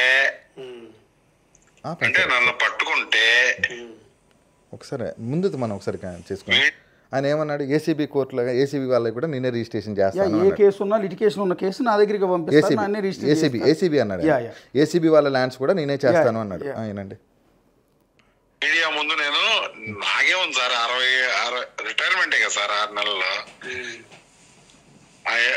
నా జీవితంలో నా పిల్లలు అందరికీ నేను చేయాల్సింది చేసేసా, నాకేం అక్కర్లా. నేను నోరు తెస్తే ఏంటి సార్ ఇలా బతుకులు? కూతుర్లకి దాదాపు కొన్ని కోట్ల రూపాయల ఆస్తులు ఇచ్చాడు సింగ్. ఓకే, అందుకే నా కూతుర్లకి హ్యాపీగా చేస్తాను అన్నాడు కదా. సెటిల్ అయిపోయాను నేను, సెటిల్ అయిపోయాడు. గవర్నమెంట్ వాట్ ఈజ్ వాట్ అనేది నాకు అన్నీ తెలుసు. నన్ను ఇటువంటి నీళ్ళు డబ్బులు కక్కుర్తుపడి ఎక్విజిట్ ఆఫీసర్లు దొరకకుండా నువ్వు రైడ్ చేసి ఎఫ్ఐఆర్ ఎలా బుక్ చేస్తావు? నువ్వు ముందు ఆర్డర్ తీసుకున్నారు. సరే ఆర్డర్ పక్కన పెట్టండి సార్, ప్రాపర్టీస్ సెర్చ్లు చేశారు, అవన్నీ నా పేరు మీద ఏం లేవుగా. నువ్వు ఆరోపించిన బినామీలు ఎవడు? బినామీ నా పేరు మీద ఏమీ లేవు కదా అంటే అప్పటికే సింగ్ మొత్తం బదలాయించి ప్రీ ప్లాన్లో ఉన్నాడు. నేను నిజంగా నేను అలాంటి ఉద్దేశం ఉండి తప్పుడు చేసావని అయితే నా పేరు మీద ఎందుకు ప్రాపర్టీస్ పెట్టుకుంటా మీరు చెప్పండి. Logic point. ఎస్, అంటే ఎవడు చెప్పాడు నీకు? నువ్వు నీ దగ్గర డబ్బు విషయాల మీద మీరు తీస్తున్నారు అంతేగా. శ్రీకాంత్ నా ప్రాపర్టీస్ కూడా సీజ్ చేశాడు అని అంటున్నాడు. ఏంది సార్ ఆయన ప్రాపర్టీస్ ఎన్ని ఉన్నాయో ఏసీ వాళ్ళు తెలుసా సార్? ఆయన పేరు మీద ఉన్నాయో, ఆయన పేరు మీద ఉన్నాయన్నీ మన గవర్నమెంట్ కి సంబంధించిన పెద్ద వాళ్ళతో ఉంటాయి. ఒక నిమిషం ఆపండి. ఆయన ఇది ఎప్పుడు ఈ ఫోన్ కాల్ ఎప్పుడు మాట్లాడి ఉంటారు? నాకు ఇంకా 6 నెలల సర్వీస్ ఉంది అంటే ఏసీబీ రైడ్ జరిగాక రీసెంట్లీ. ఓకే, అప్పుడు కూడా ఉందా? మీరు అన్నారు అతని దగ్గర నా ప్రాపర్టీస్ అన్ని సీజ్ చేశారని. చేశారని చెప్పాను నేను. యా, అదే అతను అడిగాడు. నేను ఇతను ఏమంటాడు, పెద్ద పెద్ద వాళ్ళ ఆస్తులన్నీ శ్రీకాంత్ దగ్గర ఉన్నాయి అన్నట్టు అని చెప్తున్నాడు. శ్రీకాంత్ ఎందుకు చేస్తారు, వాళ్ళ ఆస్తులే కదా అన్నాడు. నా ఆస్తులు చేసుకుంటే వాళ్ళ ఆస్తులు అని సింగ్ అనుకుంటున్నాడు. ఇంకా మనం ఏం చెప్తాం? యా, బంధువులతో ఉంటాయి శ్రీకాంత్ గారికి. ఒక్క నిమిషం ఆపండి. నా బంధువుల పేర్ల మీద ఉన్నాయన్నారుగా, నా బంధువులకి మీరు మీడియా ముఖ్యంగా మీరు రండి, మా బంధువర్గాన్ని మొత్తానికి తీసుకెళ్తాను, మా కుటుంబ సభ్యుల దగ్గరికి తీసుకెళ్తాను, ఆధార్ కార్డులు ఇస్తాను, ఎవరైనా ఆస్తులు ఉంటే ఖచ్చితంగా మీరు అన్నట్టు నేను గవర్నమెంట్కి రాసి ఇచ్చేస్తాను. అంతే కదా సార్. ఆయన పేరు మీద ఉన్నాయంటే చూడండి, ఆలోచించండి. గవర్నమెంట్ లో ఉన్న పెద్ద వ్యక్తులు చేసుకుని ఉంటాడు, తీసుకోకుండా రిజిస్ట్రేషన్ చేస్తాను కాబట్టి నా దగ్గర చేయించుకున్నాడు ఆయన. ఆపండి ఒక్కసారి. నేను ఇందాక ఏం చెప్పాను, నా దగ్గర డబ్బులు తీసుకోకుండా రిజిస్ట్రేషన్ చేస్తాడని నేను చెప్పా. అందరూ ఏ రిజిస్ట్రేషన్ అయినా డబ్బులు తీసుకుంటాడు. నా దగ్గర డబ్బులు తీసుకోలేదు కాబట్టి నేను సింగ్ దగ్గరికి వెళ్ళి రిజిస్ట్రేషన్ చేసుకున్నాను. ఎలా సీజ్ చేస్తారు? సీజింగ్ అనేది ఎక్యూజ్డ్ ఆఫీసర్ లేకుండా ఎలా సీజ్ చేస్తారు సార్ వీళ్ళు? సార్ నన్ను కలిగితే ఎట్టా సార్ వీళ్ళు A to Z నాకు తెలుసు కదా సార్. అవును, అంతేగా. అందరూ దొరికినట్టే కదా సార్. నేనేంటి సార్, మా విజయవాడ చుట్టుపక్కల సబ్ రిజిస్టార్లు అందరూ ఎవడెవడు ఎంత డీజీకి ఇచ్చారు కూడా నేను చెప్పగలను. ఎప్పుడైతే అప్పుడు డీజీ రాజేంద్రనాథ్ రెడ్డి గారు ప్లస్ అంతకుముందు సీతారామాంజనేయులే ఉన్నారు. డబ్బులు ఇవ్వకుండా అసలు ఏపీలో ఏది జరగదండి. ఇవాళ నేను డబ్బులు ఇవ్వలేదు కాబట్టే నా సిచ్యువేషన్ తీసుకొచ్చారు. ఇక్కడ ఒక వాల్యుబుల్ పాయింట్ ఎంత దారుణం అంటే, ప్రతి సబ్ రిజిస్టారు డీజీగా ఉన్న ఏసీబీ డీజీగా ఉన్న వ్యక్తికి అంటే రాజేంద్రనాథ్ రెడ్డికి కూడా డబ్బులు ఇచ్చాను అనేది సింగ్ చెప్తున్నమాట. ఇప్పుడు నా కుటుంబాలను కానీ నా స్నేహితులను కానీ పిలిచి ఇంటర్వ్యూలు చేశారు. అది స్టాండర్డో కాదో పక్కన పెట్టండి. రేపు నేను ఇచ్చింది కూడా స్టాండర్డ్ అవునో కాదో పక్కన పెట్టండి అయ్యారు. నా పేరు మీద రియల్ గా పేపర్ వైజ్ గా ఏ డాక్యుమెంట్ అయినా ఏ ప్రాపర్టీ అయినా ఉంటే నేను నేరస్తుడిని. ఆపండి సార్. సింగు వాళ్ళ వైఫ్ పేరు మీద దాదాపు ఆధార్ కార్డ్ నెంబర్ తప్పు రాసి అది ఏసీబీకి దొరికింది. ఆ రోజు సింగు వైఫ్ని కేసు పెడతా అనేసి, ఎందుకు అప్పుడు ఏసీబీకి సింగు వైఫ్ మీద కేసు పెట్టలేదు? రికార్డెడ్గా దొరికినప్పుడు, ఏసీబీలో రికార్డెడ్గా దొరికినప్పుడు మీకు ఆ హక్కు లేకపోతే కన్సల్ట్ పోలీస్ స్టేషన్కో లేకపోతే ఆ డిపార్ట్మెంట్కి అప్పచెప్పేసి మీరు ఇది రాసేస్తారు, అవునా కదా? ఇక ఇది ఎఫ్ఐఆర్ చేయండి అని రికార్డు పరంగా వెరిఫై. సింగు వైఫ్ పేరు మీద అప్పుడున్న ఏసీబీ ఎందుకు కేసు పెట్టలేదు? సింగు వైఫ్ పేరు మీద 2 కోట్ల రూపాయలు 2.5 కోట్ల ఫిక్స్డ్ డిపాజిట్లు దొరికినాయని చెప్పారు కదా. సింగు నేను నిజాయితీ పరుణ్ణి, నేను ఏ తప్పు చేయలేదు, నన్ను అందరూ వాడుకున్నారు, నేను శుద్ధపూస అంటున్నాడు కదా సింగు. శుద్ధపూసకి వాళ్ళ కూతుర్లకు పెళ్ళిళ్ళు చేసి ఆయన సర్వీస్ ఎంత, ఆయన జీతం ఎంత, ఆయన ఎప్పటి నుంచి ఎప్పుడు పెరిగాడు, ఆయనకున్నది 48 ఎకరాలు, దేవుడికి సంబంధించిన 40 ఎకరాలు ఎక్కడి నుంచి వచ్చినాయి, దేవుడికి సంబంధించిన గుడి మొత్తం నేను విరాళాలతో కొన్నాను అన్నాడు కదా. ఆ విరాళాలు ఇన్కమ్ ట్యాక్స్ పే చేసేవారని ఇచ్చారు చూడండి. ఆ స్లిప్పులు అతనే రాసుకుంటాడు, అది ఆయనే రాసుకుంటాడు, అన్నీ ఆయనే. గుడికి సంబంధించిన గుడి స్థలాలు మాత్రమే దాదాపు ఆ చుట్టుపక్కల ఉన్న స్థలాన్ని దాదాపు 60 లక్షలు, 70 లక్షలు, 80 లక్షలు, 90 లక్షలు, దాదాపు 7-8 కోట్లు ఓన్లీ గుడికి సంబంధించిందే ఉంటుంది. ఎన్ని అపార్ట్మెంట్ సింగి పేరు మీద ఉన్నాయి, ఎన్ని ఆస్తులు ఉన్నాయి. గుంటూరులో సబ్ రిజిస్టార్ ఆఫీసులో రాంబాబు అతనికి బినామీ కాదా? రాంబాబు పేరు మీద ఆస్తులు లేవా? అంతకుముందు పాపం ఉన్న మస్తాన్ని నాశనం చేశారు, మస్తాన్ని సర్వనాశనం చేశారు. వీళ్ళందరినీ నాశనం చేశాడు కదా. సింగ్ అనే వ్యక్తి శుద్ధపూసేం కాదు. ఈరోజు సింగు గురించి మీరు సింగ్ ఇవన్నీ ఇచ్చేశాడు, సింగ్ పెద్ద శుద్ధపూస అని మీరు అందరూ అనుకుంటున్నారు. చాలామంది ఛానల్స్ సింగ్ ఇచ్చేసాడంటే సింగు జాగ్రత్త పడిపోయి డబ్బులు సంపాదించేసుకొని అతను ఒకవేళ సంపాదించుకోకపోయినా రేపు పొద్దున మహా అంటే 4 రోజులు జైల్లో ఉండి బెయిల్ వేసుకొని వస్తాడు. జీవితాంతం అయితే జైల్లో ఉండడు కదండి. బయటకు వచ్చాక కూడా ఆయనకు రెంట్లు వస్తాయి. ఏసీబీలో రెంట్ అనేది ఏసీబీ ఎక్కడ తీసుకోదు. ఏసీబీ వాళ్ళు ఫ్రీజ్ చేస్తారు అంతే. ఫ్రీజ్ చేశాక 5 సంవత్సరాల తర్వాత 4 సంవత్సరాల తర్వాత చూస్తాడు. ఈ రెంటలంతా కూడా సింగికి వస్తుంది కదా. ఇంకా సింగికి ఏం పని? కూతురు పెళ్ళిళ్ళు చేశాడు, వాళ్ళ కూతురికి ఎవరు ఉద్యోగం ఇప్పించారు? నేను ఇప్పించా ఉద్యోగం. ఇవన్నీ కూడా అది ఆయనతో మాట్లాడాడు. నేను ఇది సింగ్కి గోవా ఎప్పుడు నేను 1 year బ్యాకే అన్నాడు. సింగ్ ఏమన్నాడు? సింగ్ శ్రీకాంత్ నా కొడుకులు అంటాడు, గొడవ అవుతుంది కానీ ఇచ్చేయమన్నాడు. నేను ఎక్కడ కిడ్నాప్ చేశా? మరి కిడ్నాప్ చేసినప్పుడు ఏమైంది? ఇదంతా కూడా మీకు అనిపిస్తుందా? నిజం చెప్పండి, నన్ను బలిపోసం చేశారనుకుంటున్నారా? నేనేమైనా డ్రామాలు ఆడుతున్నానని మీరు అనుకుంటున్నారా? టోటల్ వ్యవహారంలో ఒక కోణంలోంచి బలిపశువులని కనపడుతూ ఉన్నారు. ఒక కోణంలో అడగండి, ఆ కోణం కూడా అడగండి. ఒక కోణంలో ఏమనిపిస్తుందండి, బలిపశువులు వీళ్ళందరూ కలిసి బలిపశువుని చేశారని. కానీ ఇవాళ మీరు చెప్తున్న చిట్టా ఉంది, సబ్ రిజిస్టార్ల చిట్టా. మీ దగ్గర ఒక గూగుల్ ఇన్ఫో అంతా ఉన్నట్టుంది మీ దగ్గర. కానీ ఒక సాధారణ వ్యక్తికి, ఒక సాధారణ రియల్ ఎస్టేట్ వ్యాపారం చేసుకునే వ్యక్తికి ఇంతమందితో సంబంధం నాకు సీఎం గారు కనుక పవన్ కళ్యాణ్ గారు కానీ సీఎం గారు కానీ లోకేష్ గారికి డిపార్ట్మెంట్ కాకుండా వీళ్ళ ముగ్గురు నన్ను పిలిపిస్తే ఎవరైనా అడిగితే వీళ్ళ సబ్ రిజిస్టార్ ఆస్తుల దగ్గర నుంచి ఈ నా కొడుకులు ఎక్కడెక్కడ ఏం చేశారు, సజ్జల ఓఎస్డీ ఏం చేశాడు, కేఎన్ఆర్ ఏం చేశాడు, వీళ్ళ గురించి చెప్తాను. నాకు అప్పుడున్న డిపార్ట్మెంట్ ఇప్పుడున్న డిపార్ట్మెంట్ వీళ్ళు ఏసీబీ అతనున్న ఎవరైతే ఐవో ఉన్నాడో నాకు అతని మీద నమ్మకం లేదండి. క్లియర్గా చెప్తున్నాను. నాకు తెలుసు అతను ఏంటో నాకు తెలుసు కాబట్టి నాకు నమ్మకం లేదు. అంటే మీరు ఈ కేసులో అప్రూవర్గా మారదాం. నేనేం తప్పు చేయలేదండి. నేను అప్రూవర్గా మారడానికి నేను తప్పు చేయలేదు. అప్రూవర్ అంటే అర్థం అదే కదా, అప్రూవర్గా మారి ఎంటైర్ నాకు వాళ్ళ గురించి తెలుసు. నా ఫోన్స్ ఏసీబీ వాళ్ళు నేను అడిగేది ఏంటంటే సీఎం గారిని కానీ పవన్ కళ్యాణ్ గారిని కానీ లోకేష్ గారిని కానీ అడిగేది ఏంటంటే ఏసీబీ వాళ్ళు మా నాన్నగారు చనిపోయినప్పుడు నా ఫోన్లు తీసుకొని వచ్చారు. ఆ 3 ఫోన్లు ఎక్కడున్నాయి? ఏసీబీ వాళ్ళు మా ఇంటికి వచ్చినప్పుడు నా ఫోన్ డేటా నెట్వర్క్ చెక్ చేసుకోండి. ఏసీబీ వాళ్ళ నెట్వర్క్, ఏసీబీ ఆఫీసర్లు ఎవరు వచ్చారో నెట్వర్క్ చెక్ చేసుకోండి. ఆ తర్వాత ఏసీబీ ఆఫీసులో నా నెట్వర్క్ కనపడదో లేదో అప్పుడున్న డేటా చేసుకుంటే తెలిసిపోతుంది కదండి. పోనీ ఇప్పుడున్న ఏసీబీ అధికారుల మీద మీకు నమ్మకం ఉందా? నాకు ఇప్పుడు ఐఓ గురించి కాదు, ఇంకా ఐవోదే మెయిన్ ఉంటుందండి. ఐవో ఏది చెప్తే అదే ఉంటుంది. ఐవో ఏది రాస్తే ఇప్పుడు అతుల్ సింగ్ గారి మీద కూడా నమ్మకం లేదు మీకు? ఇప్పుడు సింగ్ గారు చాలా సిన్సియర్ ఆఫీసర్ అని నేను విన్నానండి. వాస్తవంగా నాకు చాలామంది కూడా చెప్పారు. కానీ ఇందులో కూడా ఐపీఎస్లు ఇన్వాల్వ్ అయి ఉన్నారు కాబట్టి నాకు హెల్ప్ చేస్తాడని అయితే నేను అనుకోవట్లేదండి. ఇక్కడ నేను అనేది ఏంటంటే ఇంట్రెస్టింగ్ ఫైనల్గా మిమ్మల్ని అనేది ఏంటంటే, ఒకవేళ మీకు అవకాశం దొరికితే, మీరు ఇందాక అన్నారు చంద్రబాబు గారు కానీ లోకేష్ గారు కానీ పవన్ కళ్యాణ్ ఖచ్చితంగా చెప్తాను, అవకాశం ఇస్తే ఎంటైర్ అప్రూవర్గా మారి ఈ మొత్తం నాకు తెలిసినే నేను చెప్తానండి. ఈరోజు మీకు ఏం చెప్పాను చంద్రబాబు నాయుడు గారు కూడా అదే చెప్తాను. మరి ఇప్పుడు గవర్నమెంట్ వచ్చింది కదండి, అంటే నాకు తెలిసి పాపం అడ్మినిస్ట్రేషన్ విషయంలో చంద్రబాబు నాయుడు గారు అంతా అడ్మినిస్ట్రేషన్ ఎవరు ఉండరు, నేను ఓపెన్గానే చెప్తున్నాను. అలాగే నేను చెప్పేది ఏంటంటే అప్పుడున్న సబ్ రిజిస్టార్లే 10 కిలోమీటర్లు 5 కిలోమీటర్లు అని చెప్పారు. నాగేశ్వరరావు రామారావు కలిసే Ibrahimpatnam sub register single ride చేయించారు. ఎందుకంటే నాగేశ్వరరావుకు పోస్టింగ్ కావాలి. అప్పుడు పోస్టింగ్ ఇబ్రాహీంపట్నమే కావాలి. అక్కడ పడమట సబ్ రిజిస్టర్లో చైతన్యాన్ని అప్పుడున్న డీజీ గారు తీయడానికి రెడీగా లేడు. అప్పుడు డీజీ గారితో మంచి సంబంధాలు ఉన్నాయి. చైతన్య ఏసీబీ రికార్డు బయటికి తీయమనండి. చైతన్యాన్ని ఎందుకు అరెస్ట్ చేయలేదు? చైతన్య మీద కేసున్నా ఎందుకు చేయలేదు? ఎఫ్ఐఆర్ ఎందుకు చేసి ఆ రోజు ఆపేశారు? నైట్ ఎందుకు ఆపేశారు? ఒక్కసారి మీరు సార్ని కనుక్కోండి ఒకసారి. అప్పుడు డేటా తెప్పించుకోండి. ఏ రాత్రి అన్నా నన్ను ఏసీబీ తీసుకెళ్తుందండి ఖచ్చితంగా. నాకు ఏసీబీ వాళ్ళ మీద నమ్మకం లేదు కాబట్టి చాలా క్లియర్గానే ముందుగానే చెప్పేస్తున్నాను.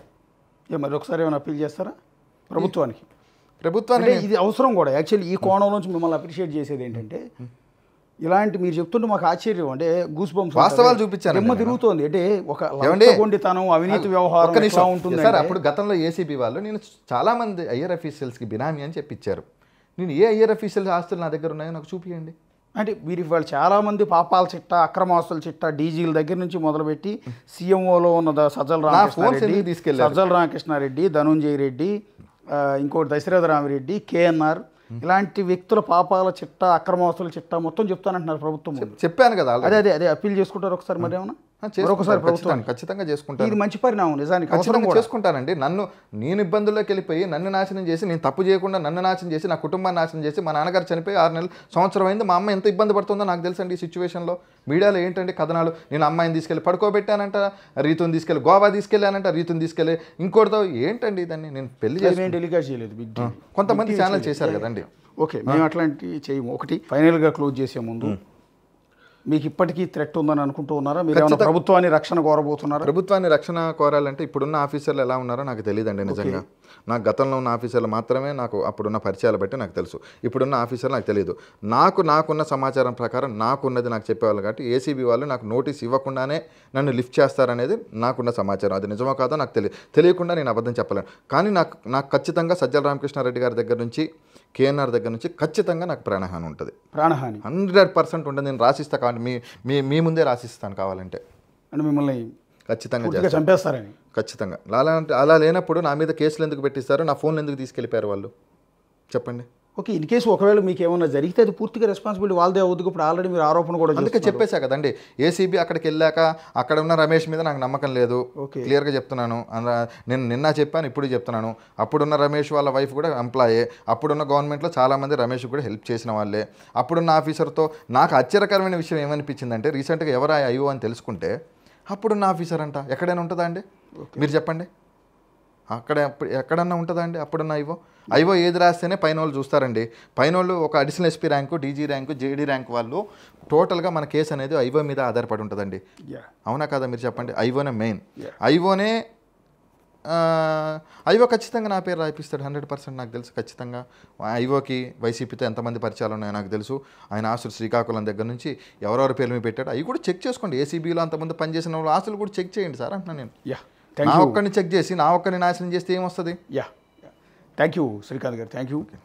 ఇది టోటల్గా ఏపీలో అప్పటి వైఎస్ఆర్ కాంగ్రెస్ పార్టీ ప్రభుత్వంలో ఆధ్వర్యంలో నడిచిన ప్రభుత్వంలో ఏ రకంగా జరిగింది, సబ్ రిజిస్ట్రార్ల దుర్మార్గాలు ఏంటి, అవినీతి ఏంటి, సీఎంఓలో ఉన్న ప్రధానమైన వ్యక్తులు ఏ విధంగా ఎలాంటి తప్పుడు పనులు చేయించారు అనేది ఇప్పుడు శ్రీకాంత్ మూర్తి వెంట నుంచి అనేక సంచలనమైన విషయాలు వెలుగులోకి వస్తున్నాయి. అదే క్రమంలో చంద్రబాబు గారు కానీ, లోకేష్ కానీ, పవన్ కళ్యాణ్ గారు కానీ అవకాశం ఇస్తే ఎంటైర్ గుట్టు విప్పటానికి అధికారుల దగ్గర నుంచి మొదలుపెట్టి డీజీ స్థాయి అధికారి వరకు, ఏసీబీ అధికారుల నుంచి సీఎంఓ వరకు ప్రతి ఒక్కళ్ళు చేసిన పాపాల చిట్టా మొత్తాన్ని విప్పుతాను అనేది శ్రీకాంత్ చెప్తున్నమాట. సో ఇవన్నీ కూడా పరిగణలోకి తీసుకోవాలని ఆశిస్తున్నాం. రెండోది సజ్జల రామకృష్ణారెడ్డి నుంచి అండ్ కేఎన్ఆర్ అంటే జగన్ ప్రస్తుత పిఏ, జగన్ గారి ప్రస్తుత పిఏ కె నాగేశ్వర రెడ్డి నుంచి ప్రాణహాని ఉంది, ఏ నిమిషమైనా ఏదైనా చేస్తారన్న భయంతో ప్రస్తుతం శ్రీకాంత్ ఉన్నారు. ఓపెన్గానే చెప్తూ ఉన్నారు, రికార్డెడ్గానే చెప్తూ ఉన్నారు. సో ఈ సందర్భంలో శ్రీకాంత్కి రక్షణ కల్పిస్తారా లేదా అన్నది కూడా ఏపీ ప్రభుత్వం ఆలోచించుకోవాల్సిన అంశం ఉంటుంది. ఎందుకంటే ఆయన ఆరోపణ చేసింది కూడా చాలా పెద్ద వ్యక్తుల మీద. ఈ మధ్యకాలంలో ఈ విధంగా ఓపెన్గా బయటకు వచ్చి వాళ్ళతో పెట్టుకుని వాళ్ళ మీద ఆరోపణ చేసిన వ్యక్తులు ఒక్కళ్ళు కూడా లేరు. అలాంటిది డైరెక్ట్గా నేరుగా ఈ రకమైన అలిగేషన్స్ వాళ్ళ పేర్లతో సహా చెప్పున్నారు కాబట్టి సహజంగానే థ్రెట్ ఉంటుంది. ఈ నేపథ్యంలో ఆంధ్రప్రదేశ్ ప్రభుత్వం ఏం చేయబోతుంది అనేది ఇప్పుడు వెరీ ఇంట్రెస్టింగ్గా ఉంది. ఇది శ్రీకాంత్తో చిన్న విషయం సార్. ఏసీబీ కనుక విచారణ చేస్తే మీడియా ముందు చేయండి నన్ను. సో అవన్నీ వాటికి అవకాశం ఇస్తారా లేదా అని చూద్దాం. ఇది టోటల్గా శ్రీకాంత్తో ఈ వ్యవహారానికి సంబంధించి ఒక వివరణ ఇచ్చే ప్రయత్నం అయితే చేశారు. చూస్తూనే ఉండండి big TV. For more videos like this, subscribe Big TV channel.